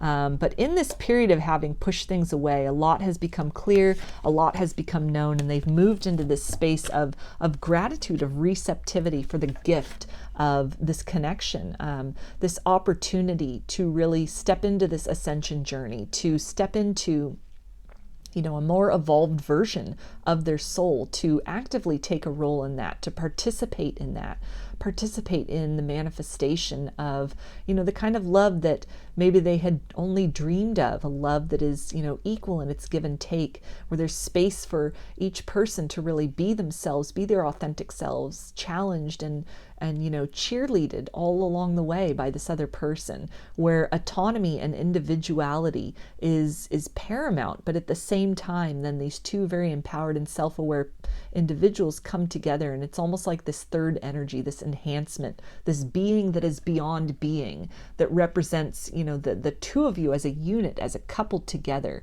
That you become then this force of nature, this unstoppable force to really, manifesting a greater vision of love and of life for yourselves and for each other in this lifetime. And they say, you influence me in ways no one ever has. So you could have, again, really helped this person to get on this kind of healing journey, this ascension journey. You could have sparked a spiritual awakening, a dark night of the soul within this person. I feel that they've really gone through a lot. They've put a lot of thought into this. There's been a lot of evolution that has happened in this. They definitely at some point in time could have been pushing these feelings away. And now I really feel that they are at a point of, these feelings that they might have pushed away, they are instead cherishing that. They are instead seeing these feelings as a gift, as something that, they're waiting for that time, those stars to align, those circumstances, the universe to bring you, together in just the right place, and just the right place and development in your lives. And this could be somebody that's even in your 3D existence, and you might be thinking to yourself, well, they're in my life, why are they not saying these things? But on a soul level, they know that there's still more healing and growth that needs to take place within the both of you. And so it's almost like they're feeling that, this is not, the time is not right yet. You're both still gestating into, a more evolved version of self. You both have some more lessons, some more healing, some more ascension to do. But they're trusting that, they will be guided to make these feelings known, to reveal these feelings, to speak that truth at a certain point in time that is as yet unknown to them. But they really trust that, that will happen, that the right time it'll be known to them. And that you two will have this chance to transcend your relationship beyond wherever it is at now into something far greater than you both could imagine. And they also say, I am planning to surprise you. So yeah, there's that energy of, being really giddy, this kind of anticipation of a point that is further along in your journey where, the both of you can really come back together. If this is somebody you're in a no contact situation with, they're really anticipating, meeting up with you again, coming, running into you, coming into your existence again. And really, I feel, knowing that it will surprise you, the amount of reflection, of healing, of kind of self-awareness that has taken place in this person, where they may have, pushed the energy away previously, to instead find them leaning into that could be quite shocking and surprising in the best way for you. They could come to you talking about twin flames and soulmates and, spiritual concepts that you were not even sure that they had knowledge of before, and they might not have, but that this has been part of their ascension, part of their journey that they've been going through. And I think that they also they're really feeling that the growth that is happening, the work that's taking place on a soul level, on a personal level in their lives, it's really going to surprise you in the best way, just how much that they've changed, but in a really wonderful way. And they say, I wish I could have been emotionally available to let you in. So if this is, again, somebody you know, were dealing with in the past that, you know, kind of pushed the connection away, sort of, you know, you broke up, you went in opposite directions. It's something that, you know, they are understanding that they're really taking responsibility for their role in what happened in the past, and not being at, you know, the level of evolution to where they were able to, you know, sustain and to really accept and to feel the depth of emotions, the energetic connection between the both of you. And so it's something which they're very grateful for the journey, but at the same time, you know, they do wish that things could have worked out the first time around, or, you know, when at another point in time previously when you had the opportunity. And they also say, I made so many bad mistakes. I hope we can have a do-over. So yeah, they're trusting in the what they feel is the inevitability of this connection. They're not certain of that, obviously. A lot of that is trust. So there is some hesitancy on their part that, you know, maybe they missed their opportunity. That's part of this healing and this triggering, I feel, that's taking place for this person at this time now also, is, you know, having to work through that fear and just really kind of resume that energy of trust. So they could have fears that are kind of creeping up intermittently, and this could be one of the things that they're working on currently, is, again, just moving into that energy consciously, and perhaps, you know, frequently having to sort of readjust their energy to moving out of fear into, you know, hope and trust. And they also say, I wasn't ready for what you were offering. So yeah, that's a confirmation, if this was someone you were dealing with before or previously, that you've both kind of gone your separate ways, you're on your own journeys at this point in time, that they're acknowledging that they were not at a level in many ways to really step into the kind of love that you either were offering, or just that, you know, your souls were expressing to each other. And that it was something where, you know, you might have wanted to lean into the connection, to explore that together. And their instinct, their reaction could have been one that was very triggered, and they sort of pushed this away, moved in another direction, kind of fled from that, tried to run from that. But that they've come to this point somewhere along the lines in this period where, you know, kind of behind the scenes, unbeknownst to you, if this is someone who's still in some capacity in your life, if this is someone where it's a complete no contact, you don't know what's been going on with this person, they have made that journey, that voyage, they have transcended that barrier. And there's a lot of self-reflection and self-awareness for why they did what they did, why they reacted the way they reacted, or didn't react, or didn't act. And it's something that they're taking their share of the responsibility for. There's some regret mingled in with that, but I feel that really is only serving to fuel this desire to, you know, really work on themselves, to really step into that best version of self, to embody that, to do this healing work, so that when you're gifted that opportunity by the universe to cross paths again, or, you know, the time is right to really, you know, share these feelings that, you know, are in there and have been at various times avoided, or, you know, fought against, and then kind of surrendered to, really, you know, studied and understood, and are now at this point of being very cherished. That when that time comes, they want to make sure that, you know, they are better equipped than they were before to really enter into this very deep and profound partnership with you, to both sustain you as a reciprocal partner, and also be in this place of receptivity where they are able to, with open arms, accept the love that you are, you know, trying to give them. So let's get some more messages for you, group 2. Okay, and they say heart-to-heart communication is coming. Fear is replaced with love. Throat chakras will be cleared. So, you know, they're again trusting in the signs, the inevitability of you two coming back together. They want to talk to you. They want to speak what's on their mind, what's in their heart.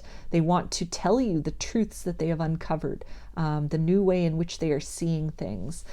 They want to tell you about the evolution and the growth that has taken place. And they also want to tell you about the feelings that are inside, which, you know, maybe they held back from before. They might have, you know, kind of, again, run from this connection. And so there's a lot that'll be discussed that this person wants to discuss with you. There's, many different genres of feelings that are within them. And all of that they feel needs to be shared, needs to be expressed in order to, again, really get this connection into a very authentic space, a space of mutual understanding and trust. And they also say, you are too good for me, letting go of feelings of being unworthy of your love. So that's another trigger they could be working on right now. This could be something that even unconsciously, subconsciously, at the time when you both were last in proximity, or, when feelings were first kind of felt and on the brink of being expressed, they could have held back or kind of run from this connection because of some feelings of unworthiness, maybe some, wounds from childhood, or, previous romantic connections gone bad that they've been challenged with really addressing and working on. And that this is something that they're trying to heal, so that they can come to you unencumbered, having left a lot of that baggage behind. And they say, I can't forget you. You're always on my mind. I surrender my love to you. So great confirmation there of this state of surrender that they are in. They may have fought their feelings, fought this connection for a while, but this person is really transformed on some level into a place of receptivity, surrendering to this feeling of destiny that they sense between the both of you, this inevitability of you two coming together in the end.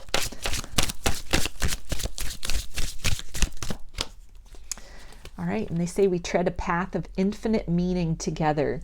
So this to me is really talking about you could be on these separate journeys, different lessons, different experiences, different feelings to process, different evolution to go through, different growth to experience. But these are kind of parallel paths you both have been walking, with this themes of, healing and ascension and awareness.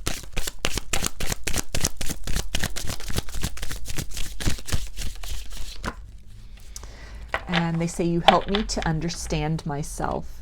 So that fits in with this, when they said they have a lot of gratitude for you, that this connection has really propelled them to a journey into self, a journey of self-love, of self-awareness, self-understanding, self-mastery, mastering the triggers and kind of the fears that might have held them back previously from really diving into love.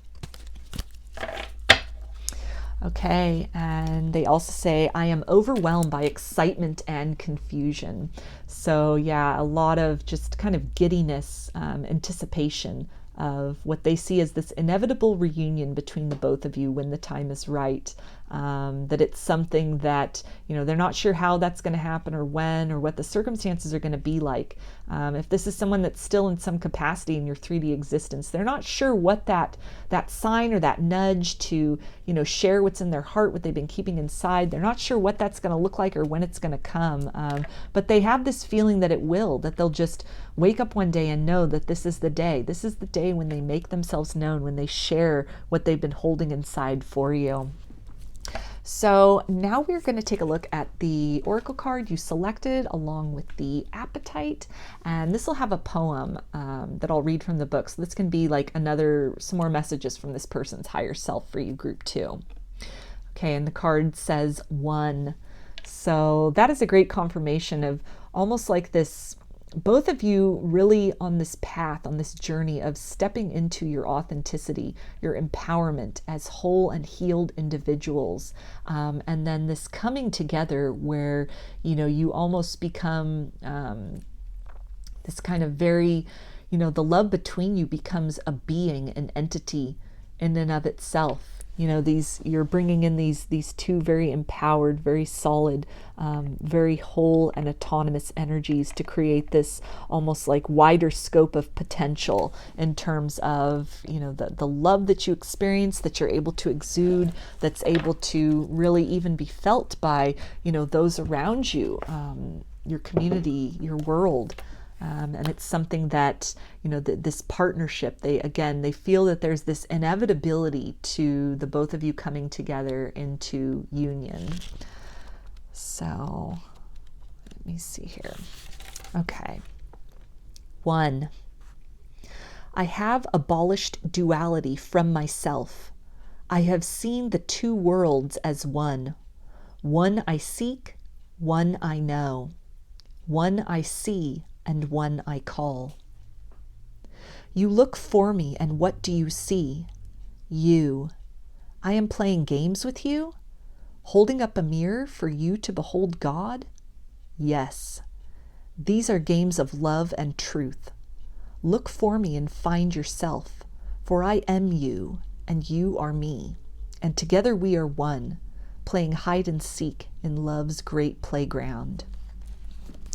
So that's really beautiful. And again, just this this feeling of this very complementary energy between the both of you, this feeling of really being on this journey of stepping into your own authenticity, your own wholeness, and from that place of evolution and ascension, really being very well equipped to, be the kind of supportive and, challenging and encouraging and uplifting partner that each other needs to really, again, help to maintain the balance within each other, within the partnership, and to, really encourage the accomplishment of goals and of all the best types of growth in this lifetime, both as individuals and as a couple.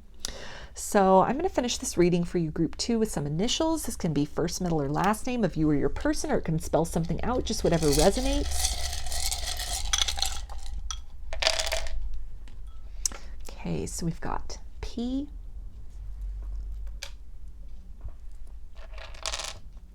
E, Z,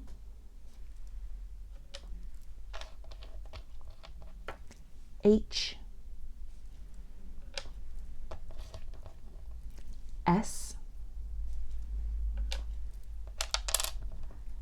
M, V, Q, F, and Y. So those are your messages, group 2. I hope that they resonated with you and that you enjoyed the reading. If you like the video, please give it a thumbs up, comment, subscribe, share. If you'd like a personal reading, I offer them through my Etsy shop, and there's a link in the description box of the video for that. I also sell handmade jewelry and some divination tools in my Etsy shop if you're interested in checking those out as well. So I hope to see you again in another reading. Please take care and be well.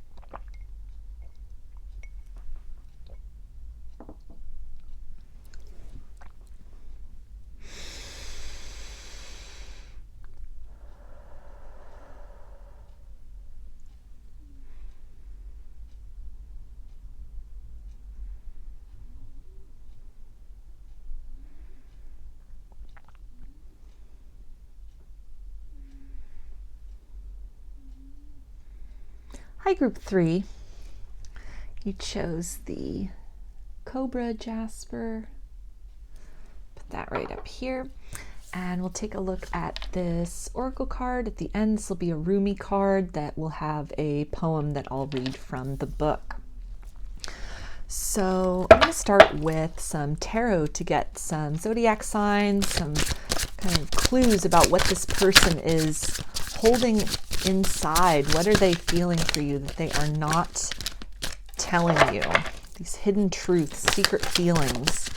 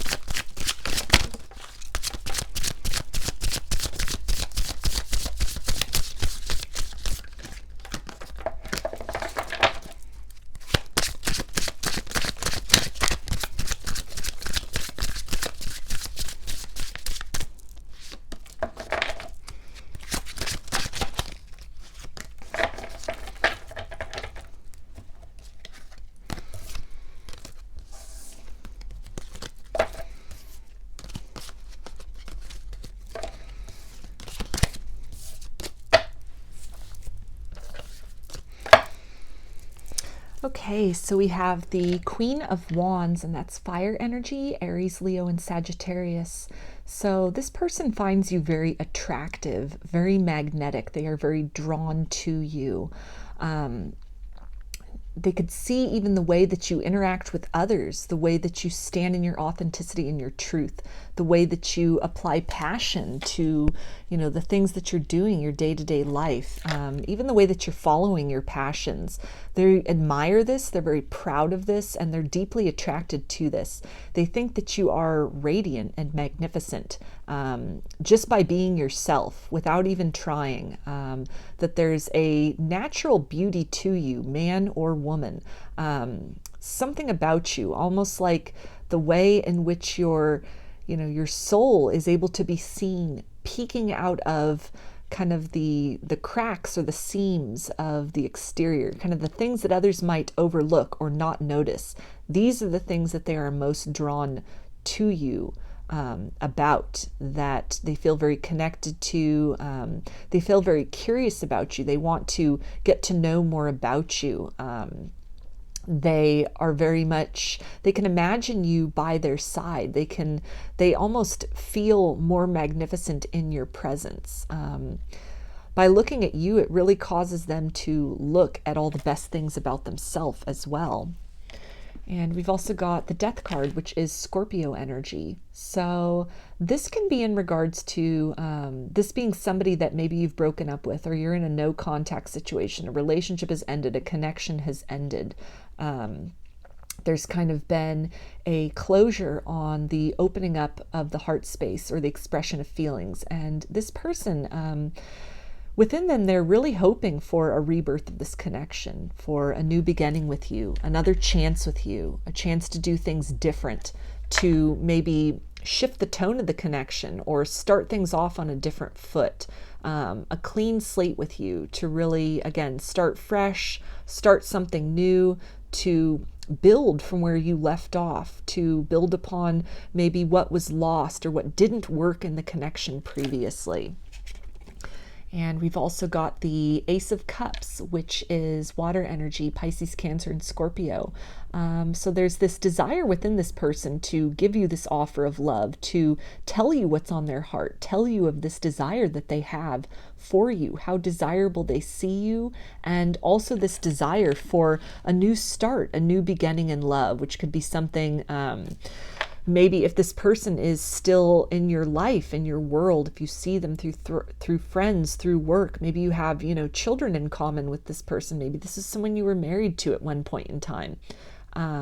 That, they're holding that in, that they want a fresh start with you, a new beginning with you. But that this is something that, they would love that opportunity. They would love to tell you how it is that they feel, but for whatever reason, they're holding back on that. They're really just allowing these feelings to remain within them, to remain almost still within them. They're just accepting that for some reason, as, that they have all these feelings, but they're not really sure what to do with that, how to really broach that, how to really begin again with you. And we've got the Hermit, which is Virgo energy. So this can talk about, that this person thinks about this connection a lot. They go deep within, and they have gone deep within to really examine what happened between the both of you in the past, the root of what went wrong.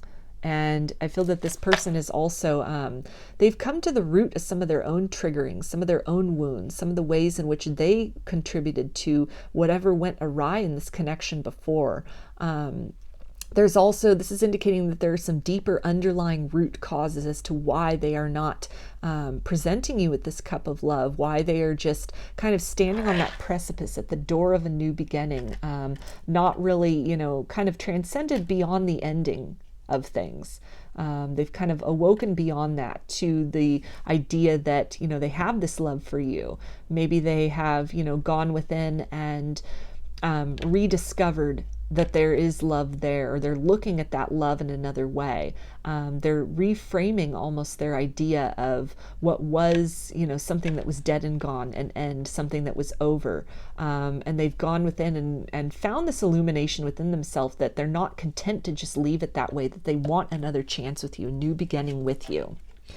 And we also have the Hanged Man, which is Pisces energy. So again, this is that new perspective that they've come to through some period of introspection, some period of separation, maybe even like a dark night of the soul that this person has been on, some kind of spiritual journey that they have been on.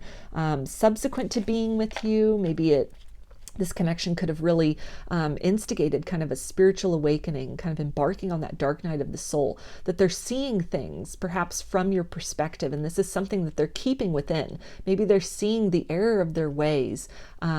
They're appreciating you. They're seeing you in a different light. They may have taken you for granted previously, or not really cherished or valued you or this relationship in the ways that they now are. They are now coming to understand this. They're seeing some facet of you. They're seeing you shine in a particular light, or they're seeing you from a different angle, or, this love, this exchange of energy between the both of you from a new perspective. And it's something that is really, they're reevaluating and calling into question everything that happened between the both of you in the past. The ending, this precipice they are at right now, kind of just beyond that period of ending and dead and gone, but not quite at that new beginning, kind of at that period of knowing that there's still so much love. There's love that they want to offer to you, but not really being sure how to move that forward. They're still very much within. They're doing this kind of journey within. These conclusions, these epiphanies, this illumination. It's something that, they obviously have not, presented that to you yet. They've not made clear kind of the depth of clarity that they have come to, the realizations that they have come to as far as, who their heart belongs to and where they would like to invest their love, which is in you and in this connection. So we also have the 9 of Pentacles, and that is Earth energy, Capricorn, Taurus, and Virgo. So they're really seeing you stand in your authenticity and your independence. They could really have observed some kind of a glow up, some kind of healing, some metamorphosis that has taken place within you in the time since you and this person split. That you really have changed for the better, and they're liking the changes that they are seeing. This hesitancy almost, or just kind of keeping this clarity within, it could also be because there's a certain factor of intimidation that now exists when it comes to you, that maybe they are seeing that you've improved yourself substantially, you've improved your circumstances, the way you look, your attitude, the way you carry yourself, the people that you surround yourself with, or even your physical life circumstances. And so they're not really sure how to approach that. You almost, they know that they need to step up or level up in some way in order to bring you a very, solid and mature offer, that it can't just be, kind of this in and out energy, this indecisive, or whatever it is that really this overly passionate or, just kind of very sort of physically based energy that it might have been before, without a real kind of depth of emotion, that they're seeing that, maybe these old tactics won't fly anymore, that it's going to require some evolution on their part. And they're also very inspired to step into that authenticity within themselves, to really embark on that journey of empowerment, step into and, proudly be that highest version of self. And we've also got the Lovers, which is Gemini. So this person, I think, definitely sees you as a counterpart, a soulmate, a twin flame. That language could even be part of their vernacular now. So this could be something that they really, they're keeping this inside, this concept, this idea, this knowing that you are that soulmate, you are that counterpart, you are that twin flame for them. And again, this could have come through, this dark night of the soul, this spiritual journey, this journey of self-love and empowerment that you both have been on. And they're kind of, I feel that you're both at an energetic level, at least for some of you. This could be physically, that they are actually watching you and seeing this glow up, but there's almost like a tandem exchange between your energies, that through this process, this period of separation, of going within, of being on kind of that solo journey of, rebirth and self-discovery, that you both have remained energetically connected through this. You've been supporting each other through this process, and that this is something that on some level has become clear to them, and this is something that they, would like to share with you. It's in there. They're keeping that hidden. They're keeping that held back, that, through some challenges they might have gone through some humbling moments or some dark moments, that you are almost this beacon. You were almost, they could feel your energetic presence, or by even looking at you in the outside world and in the material world, it has really inspired them to keep pushing, keep striving, keep working, keep healing. And we've got the Knight of Pentacles. So that is earth energy, Capricorn, Taurus, and Virgo. And that this is something, this person wants to really offer you a very solid and stable commitment, but that they're keeping this within. They see you as somebody that, they could really trust and they could really build with, somebody reliable, somebody that they could be themselves with, that it would be safe to love. And this is something that they could not be expressing. They're again maybe holding back on that. That's this kind of standstill energy that they see you as somebody that they could have a future with, that they could have a lot of material success or opulence with, but also this fulfillment of being accepted as that authentic self, fulfillment beyond just the material world, that on many labels in many levels you would provide them, this stability and this safe and comfortable place to really express themselves authentically, to stand in their power. They see you as somebody who would be very supportive, somebody who is very supportive and has been very energetically supportive in a period of separation, as they have been going through their own internal journey of awakening and evolution. And we also have the Seven of Pentacles. So this is definitely this energy of, having pondered things. They've really reflected upon some things. Some seeds that you have planted have perhaps hatched within them. They've come to the fruits of knowledge, maybe even terms like soulmate or twin flame that you used previously that they didn't know about or dismissed or, thought was just foolish or, kind of denied or rejected, that something has kind of, these things that you've said, even other, aside from that, other words of wisdom or things that you told them, like, you really should, if they, let's say that things ended kind of badly, they were harsh with, their words with you, and you said something like, you really should treat people better, as an example, something like that. It can be anything, but, a phrase like that really stuck with them. It was a seed that was planted. It set them on this journey within to really discover the root of that,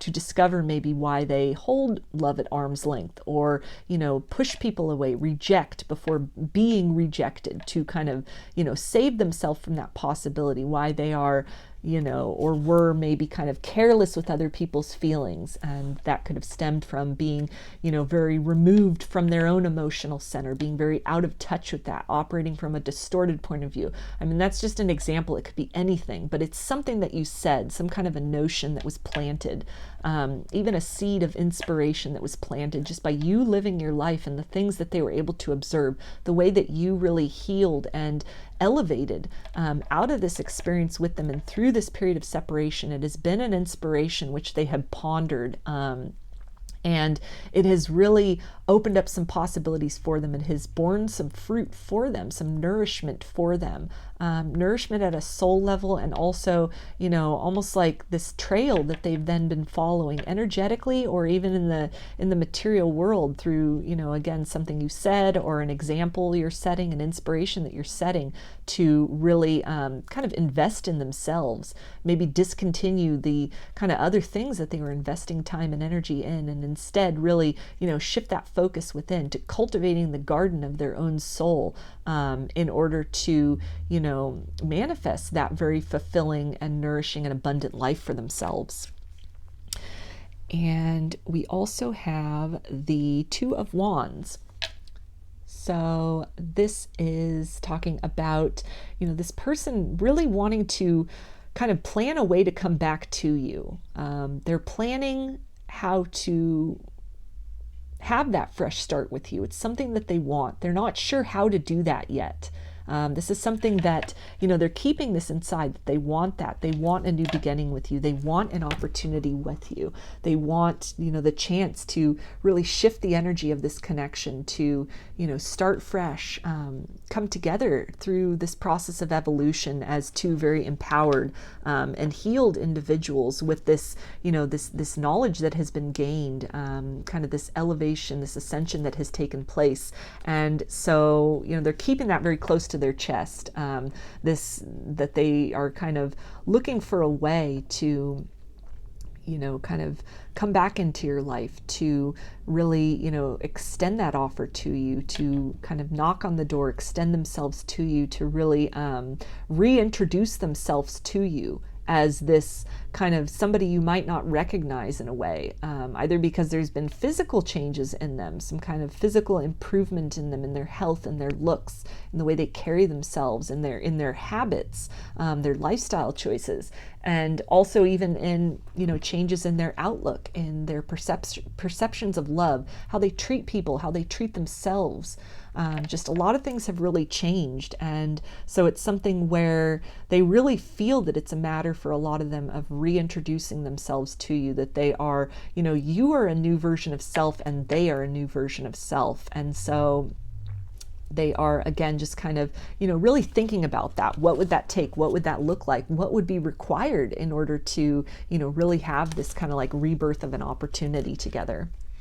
And we've also got the Emperor, which is Aries energy. So this person is very certain about the fact that they really would like a new beginning with you. They would like the opportunity to start afresh. They really feel that they have grown, that they've stepped into their power, that they are acting from a very empowered state right now. They have a lot of things in their life under control, whereas, they could have had a lot of chaos and imbalance before. They're also seeing how you have accomplished these things. You have sort of taken charge of your circumstances, taken charge of your life, that you are really creating the changes that you want to see in your life. And that's something that they admire. They are, really impressed with this very empowered state in which you are, instead of just kind of passively allowing life to happen to you, being kind of at the whim of your circumstances, taking a very proactive approach to, shape and mold your reality according to, your will.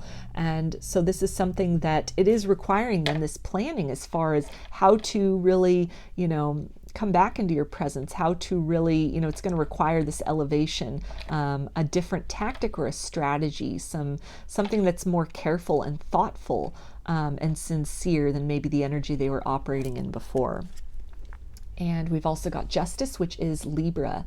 And so this is, again, talking about wanting to kind of balance out the energy of this connection. For some of you, this is an apology that might be owed about, things that happened before, or ways in which they maybe dismissed the connection, dismissed you, if they were kind of harsh or cruel in cutting things off. They know that an apology needs to happen, and so a lot of them are in the process of really planning that, strategizing that, rehearsing that, kind of evaluating what all needs to be included in that. It can't just be sorry, but how to really put words to what they have been through, what it is they're feeling, what it is they've always felt for you. And we've also got the High Priestess, which is Pisces, Cancer, and Scorpio. So this is talking again about this kind of deeper knowing. They're aware of the deeper implications of your connection. I feel that they realize you as a soulmate, as a twin flame, as a counterpart, as something very kind of otherworldly, kind of extraordinary about this connection, about the energy between the both of you. And they're being very secretive about this. I feel it's something they really haven't shared with anybody. They are keeping it very much to themselves. It's almost a knowledge is power kind of situation, to where it's something that they cherish. This is sacred knowledge that they feel like you are the person that this knowledge needs to be bestowed upon, and so they're not going to be talking about this with other people, using people as a sounding board. It's something where, they may have also really embarked upon a spiritual journey, really opened up to their spirituality, spiritual concepts as well, such as soulmates, twin flames, and, much more beyond that, ascension, past lives, the multiverse, just timelines, manifestation, just, any kind of things, alternative modalities for, healing and wellness and well-being. Just a lot that they have really discovered along this path, maybe through your inspiration, the things that you have really explored and that you have incorporated into your life, that you've utilized to really heal and step into this very empowered and abundant version of self. And so this is something which you might not be aware of that as well, these feelings, this kind of spiritual self that is at the forefront of this person, where they may have been very ego driven previously. And we also have the Chariot, which is Cancer energy. So this is, again, that energy of wanting to create this balance between the both of you. There could have been a lot of sort of dense, shadowy energy that was part of your previous dealings with this person, your last interaction with this person. And so there's a need on their part to really lighten that, to infuse that with some, love and some energy of forgiveness, to really, create that balance so you both can move forward. They are hoping to move this connection forward, again, out of kind of the ashes of what once was, what fell away, what died, what discontinued between the both of you, and move things in the direction of a rebirth, a new opportunity, not treading back on old ground, but something very new, kind of like the next evolution, because you both have changed. There's been a lot of reflection, a lot of soul searching, and a lot of epiphanies, and some deep awareness that has taken place, some deep transformation that has taken place. This very much feels like this person reintroducing themselves to you, because you have changed and they have changed, and therefore the energies between the both of you, which remain on some level a constant in terms of the soul connection, which is coming through here, that remains the same. But then these exterior 3D or, even kind of like psychological, spiritual, mental, emotional, even, physical circumstances or, dynamics or details, specifications, these things all might have changed and evolved. And so it really is going to be a matter of getting to know each other again. It's like knowing each other, but having to be reintroduced, relearning, or discovering, these new components that have awakened, that have come online, that have come to the forefront, that have taken precedence, whereas other things that might have been important, other ways of being, lifestyles, people that this person surrounded themselves with, that these other things might have fallen away, just in the same way that this relationship between the both of you fell away. And so a lot has shifted in both of your lives. And so there is this desire within this person to really grow beyond this period of non-existence that on some level exists in the the relationship between the both of you, whether you're still in each other's lives or it's a complete no contact situation, that, you know, something has ended, something has changed, something is no more from, you know, the way things used to be between the both of you. And so there's this need, this desire to really birth something new, create that new beginning, make that forward momentum toward, you know, building something solid and stable on multiple levels, friendship, romance, you know, just a kind of human to human, soul to soul contact and understanding between the both of you. So I'm going to get an oracle card to get a little more clarification about this for you. Group 3.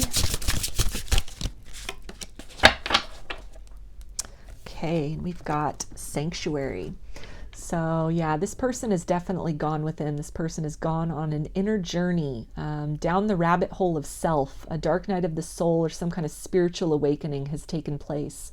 This person has definitely, you know, traveled those depths, traveled into that darkness within self, has discovered the root causes of a lot of things and healed a lot of things. This journey is ongoing for this person. They are still, they're kind of almost 1 foot in, 1 foot out in terms of they're not completely out of, you know, this kind of this purging and this darkness, and, you know, having to reconcile some things and let some things go, and, you know, shifting into that, you know, newly awakened and rebirthed version of self. So this person, you know, that's part of this strategizing, is just trying to negotiate, you know, this epiphany they've come to with you, this love that exists that they might have, you know, mishandled or denied or turned away from or run away from in the past. But then also kind of seeing the change in you, seeing you from a different light, seeing how you've grown, knowing that they still have some work they need to do. They still need to go within. Feeling that they want to move forward, but on some level understanding that there is a lot more preparation that needs to take place. I feel this person is really asking the divine for help. They're praying about this. They're meditating about this. They are looking at, you know, again, things that need to change, that need to shift. Looking to you even energetically for examples of that, really recognizing the tie between the both of you, energetically speaking. This energy between the both of you where they may have been they might have recoiled from that in the past or run from that. They have instead kind of shifted this perspective to seeing you as a place of sanctuary, seeing this energy as a place of sanctuary. It's a place where, you know, they connect with you even in the higher realms and meditation and dreams and the 5D, as a place to really recharge, a place to really be at peace, to kind of get some solace from all the chaos maybe going on around them, all the things that are falling away, or, you know, kind of some of this deep, heavy shadow work that definitely your energy and this energetic connection on the higher realms, regardless of what's happening in the 3D, it's a place that, you know, it's very nourishing to them. It fills them, it fills their soul, and it's something which, it's a guiding light. The light which you embody, and this connection, this energy between the both of you, it is something that is very inspiring. It's very uplifting, and it's something which has been helping them navigate through their own darkness in this period of separation or no contact. So let's get some messages from this person's higher self, group 3. What do they want to say to you?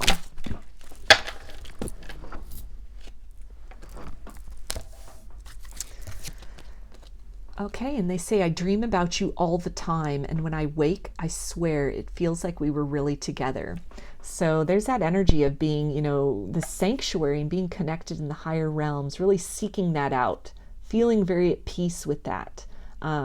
Understanding, this person definitely understands that you are energetically connected, despite whatever the 3D circumstances might look like, that they are recognizing that. That's a truth that they're holding inside as well, that they are not, you know, revealing to you. And they say, I am so in tune with you empathically. I can feel your happy or sad tears. So again, this deep soul connection that exists between the both of you. where, your energy is very much in tandem with each other. You could be picking up on this person's moods, their shifts, the things that they're going through, energetically speaking, and that's very much vice versa.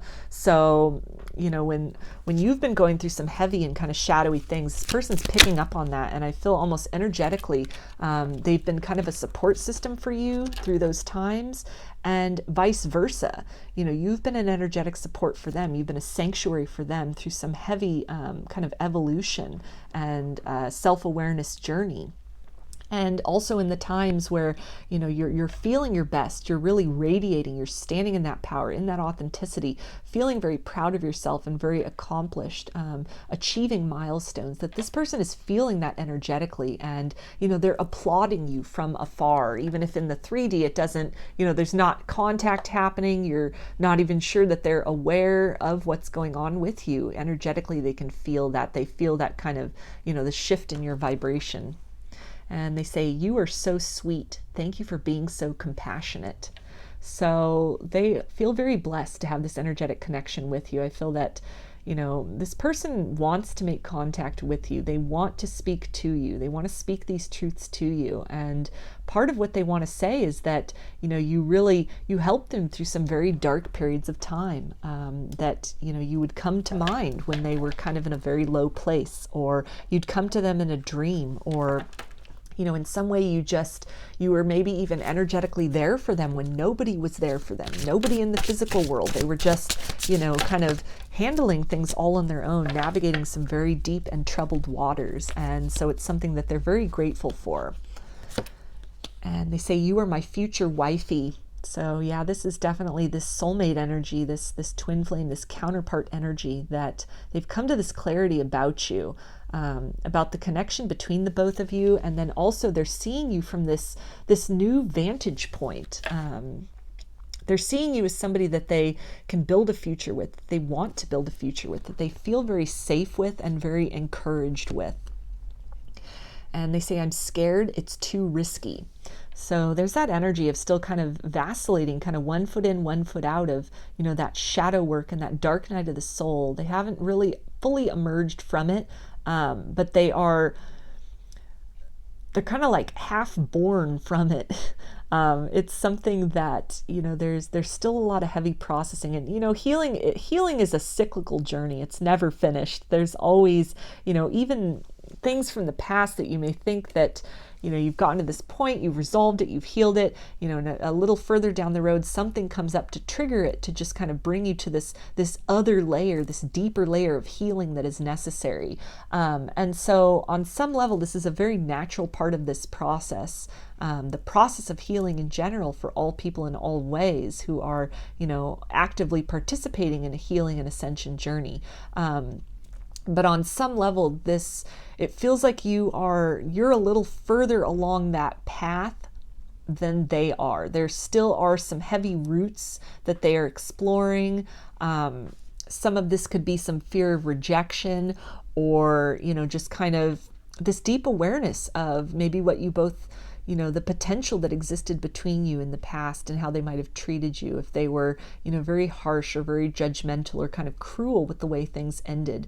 Then there's almost this fear of reproach, knowing that, they need to come in. You both need to talk about what happened, what you've learned, and what you've developed into since then.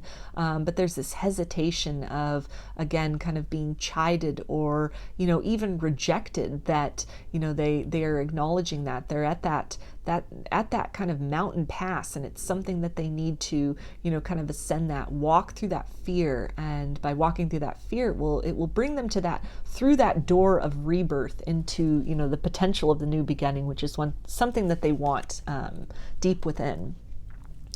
And they also say, secretly, I am anxious to see you. So this can be both anxious as in really anticipating, wanting to have this, new beginning with you, wanting to encounter you, to cross paths with you, to have this fresh start with you. But then there's also this, again, that energy of kind of this shadowy energy of maybe, fears of rejection, or, fears that this fear that maybe what happened, it's, there's no getting beyond that.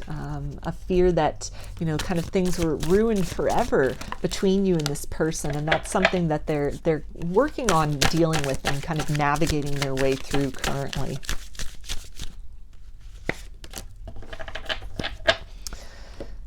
Okay, and they also say, it feels like something is missing without you around. So in this period of reflection, this hanged man, this hermit energy that they've been in, of going within, of doing some inventory on themselves, on their past, on what's happened, the people they've known, and on this relationship with you.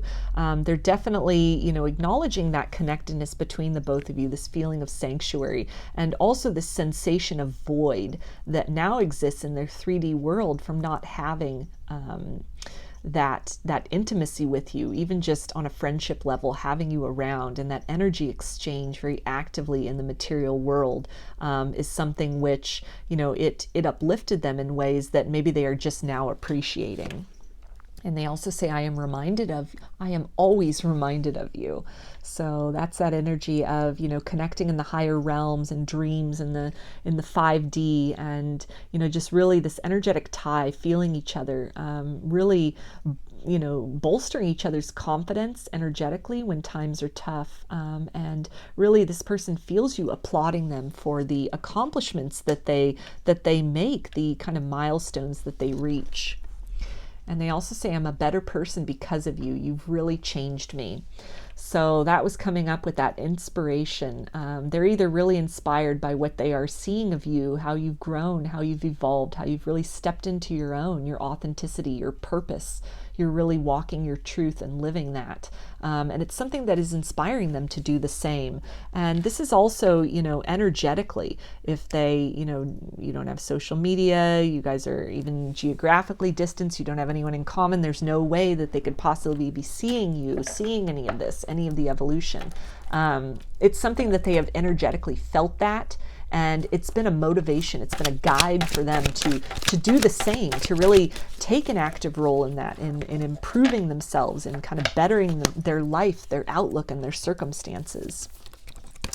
And they say, I'm still healing. So yeah, that's a confirmation of that kind of half in and half out of this dark night of the soul, this deep shadow work energy that, they've accomplished a lot. There's been some immense growth, some immense evolution. They are in many ways a very changed person from who you were interacting with previously, but they're acknowledging that they're still, they're still at it. They're still actively working at this. But while they're doing that, they're really holding on to that core of love that they have for you. It's something which is inspiring them. You're really helping them energetically through this process of healing, both through the example of healing that you are setting, and also by being that energetic support system for them, that sanctuary for them, as they're going through kind of this deep and heavy lifting. And they also say, I miss you more now that we are apart. I still feel your presence, your energy around me.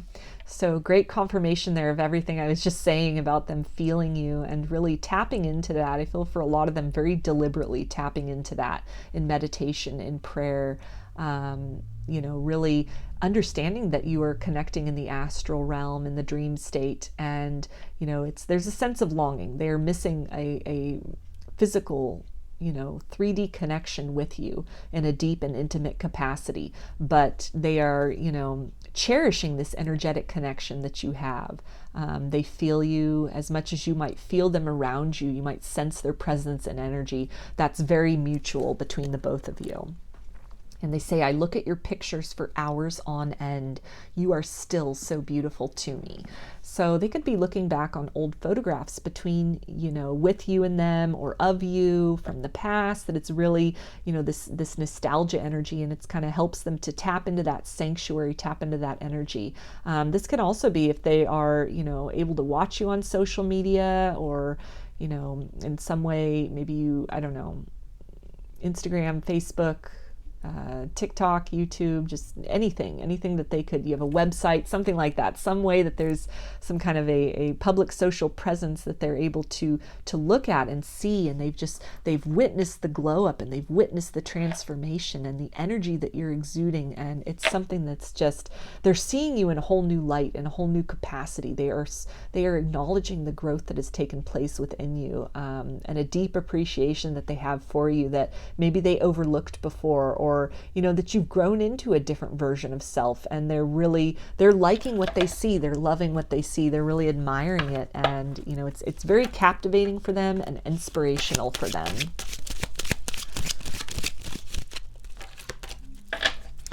Okay, and they also say, I always talk to you, it brings me peace. So there's that energy of sanctuary, and again, this deliberately tapping into the energy with you, seeking that out, seeking to energetically connect with you, where they may have been in denial previously about the energetic exchange between the both of you, or just kind of ignorant about that, how to really tap into that, what that meant.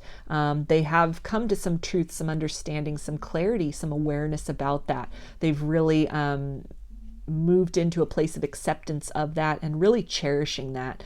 It's something that they really value, that energetic connection that keeps you both. It is a sustaining force for them, and through your dark times it has also served to nourish and help to uplift and sustain you as well. And they say we learn from our karma. Past mistakes become our greatest teachers. So this is, to me, this idea of karma in terms of cycles that, need to be closed out, wounds that have to be healed, triggers that have to be, kind of resolved and neutralized. And so this confirms that this is that energy that they are in, where they're still actively in their healing process. We're never not in our healing process, of course, but there are times where it is, more active and profound and noticeable, other times where it's more subtle.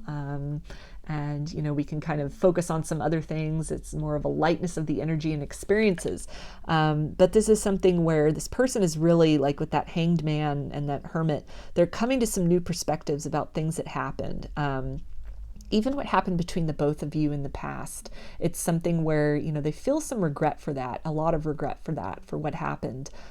It's making them kind of hesitant, anxious, and scared to really make a move towards you, knowing that this isn't the right time for them, because, they are understanding what it is they put you through, what it is they made you feel. They're feeling that acutely. They're tapping into that energy. And like it said here with, the empathic connection and feeling the happy and sad tears, they can energetically, where they might not have been able to consciously perceive that before, the pain that existed in you, they're able to now kind of, tap into time as a cyclical concept as opposed to linear, and sort of go back to those experiences, revisit those experiences, maybe the painful ending between the both of you, and really feel into what that did to you, what that did to your soul, what that did to the both of you, the hurt, the wound that was inflicted.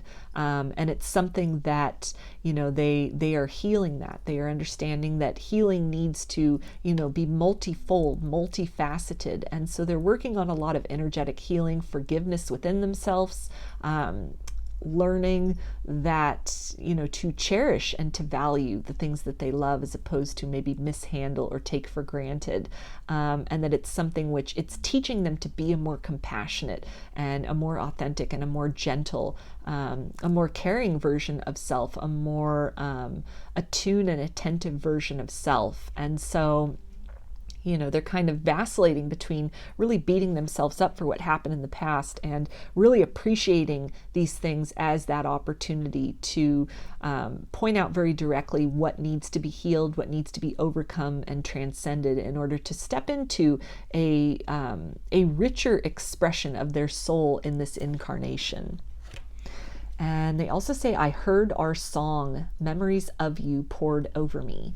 So music could have been very important to your connection. You could have exchanged songs between each other. They could be listening to music and thinking of you. It's helping them kind of tap into that sanctuary of energy between the both of you. They could also be writing songs for you or playing music, and that's helping with some catharsis. Or you could have a song, your song, a song that you shared together, something that, is playing in a significant moment, or played, when you were together, or something that, you danced to. Maybe if this was somebody you were married to, this could have been your wedding song, just anything that resonates when you think of your song, our song, your song. And it's something which they're either going back and listening to that and it's bringing up these memories, or every time they're hearing that, it's really, it's bringing them into that heart space, into that, that well of love that they have for you, that very profound truth, the core of the love, that despite everything that has happened in the past between the both of you, that has remained constant. And they also say, my heart is wide open. So they definitely could be working on that heart chakra, healing that, opening themselves through other things that they're healing. They're opening their capacity for love by, learning to love themselves more, learning to forgive themselves, and learning to appreciate and cherish love. And they also say, I want this. So that is that energy of wanting that rebirth, that new beginning, that new opportunity with you, wanting to start things fresh, wanting to, reintroduce themselves to you as a healed and evolved version of self. And let's get one more message for you, group 3, from this person's higher self. Okay, and they say, tell your heart that I'm the one. So this kind of relates back to that fear of maybe being rejected, that too much has happened in the past, or too much time has passed, and that you might not feel the same way. You might reject them. And so I feel like this is almost like a kind of a secret prayer that they're saying, like, please open your heart to me. Please be open to me when I come back around, because it's, they're doing this healing work for themselves. This is, their healing journey. This is what their soul signed up for. They're learning a lot. This is applying to so much more than this connection, this change, this healing, this evolution. It's having, echoes and reverberations through all areas of their life. They're really taking an inventory of all types of relationships, family, friendship, other romantic connections, the connection with you, the connection with themselves, just all sorts of things are coming up. Their connection with their childhood, who they are now, who they want to be, who they thought they would be, and it didn't end up happening, just all of these things. And so part of that, though, as they're doing that healing, and they're taking that inventory, is that they, they've come to this awareness about you, the awareness of how important you are, this love that they may have, not been at a place of really, being healed enough to receive that, to be able to reciprocate that in, a healthy and solid way previously. But as they're doing this work to stepping into that best version of self, that very self-loving and empowered version of self, there is this, this hope within them that it's not too late, that you will still love them, and more importantly, that you will love the person that they are becoming and that they have become, because they are acknowledging that change has happened. You are very different. They are very different. You both continue to become very different people in a very active and, regular basis. And so they are really hoping that, whenever your paths cross again, whenever, the time comes for you to, really face each other once more, that, your heart will be open to them, and that as much as they, love what it is that they see about you, they're really hoping that you're going to love what you discover about the new them. So we're going to take a look at the Oracle card, the Rumi card that you chose, along with the Cobra, Jasper, group 3. And this will have a poem out of the book that I'll read. So this can be almost like a poem from this person. So some more messages from their higher self. And this card says, Sacred Union. So that's really beautiful in terms of, this concept of you both really energetically supporting yourself on this journey of ascension, this journey of healing. And this person really just, wanting to come into union with you, wanting to have this fresh start with you, keeping that to themselves because, the time isn't right. There's so much more healing that they need to do. You could be geographically at a distance from each other. You could be very cut off from each other, and there's just not really a way to make that happen. But that this is at the core of them. This is what they want, is this union with you. They've seen you with fresh eyes. They've seen this with fresh eyes. They're understanding the connection and the energy in a different way. And it's something that, they may have taken this for granted previously, but it is very sacred to them now. It is very treasured to them now. So, sacred union. Only the oneness of love and the lover is eternal. Surrender your heart into this union, for all else in this world is momentary. Stupefied with bliss, I become without thought. There is no grief in that loss. I gladly surrender my intelligence in favor of this mindlessness. It is ecstasy, rapture. The sweetness of the union, so sacred, overwhelms my senses. The lover and the beloved are my world. Nothing else exists except this love, this unity of divine masculine and feminine, and the fresh new universe that shall be born from their sacred conjoining.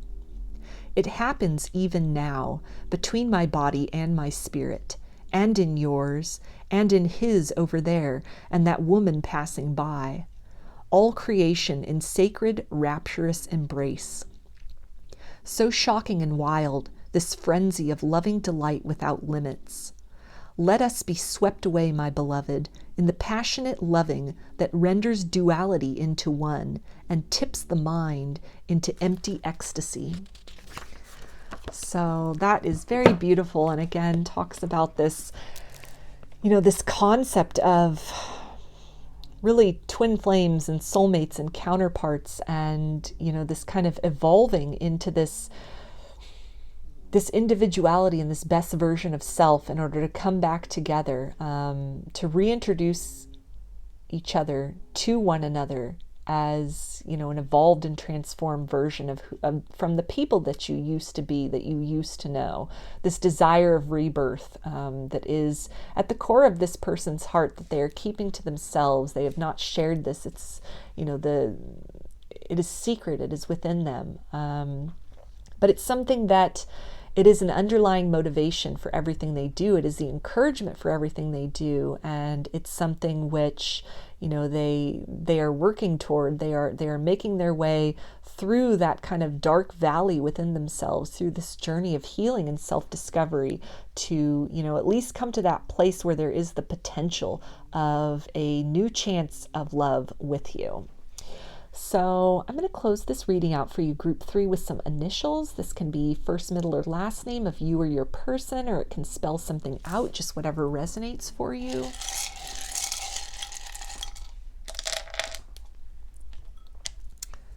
Okay, so we've got K, O, Y, P, V, C, R, and X. So those are your messages, group 3. I hope that they resonated with you and that you enjoyed the reading. If you like the video, please give it a thumbs up, comment, subscribe, share. If you'd like a personal reading, I offer them through my Etsy shop, and there's a link in the description box of the video for that. I also sell handmade jewelry and some divination tools in my Etsy shop if you're interested in checking those out as well. So I hope to see you again in another reading. Please take care and be well.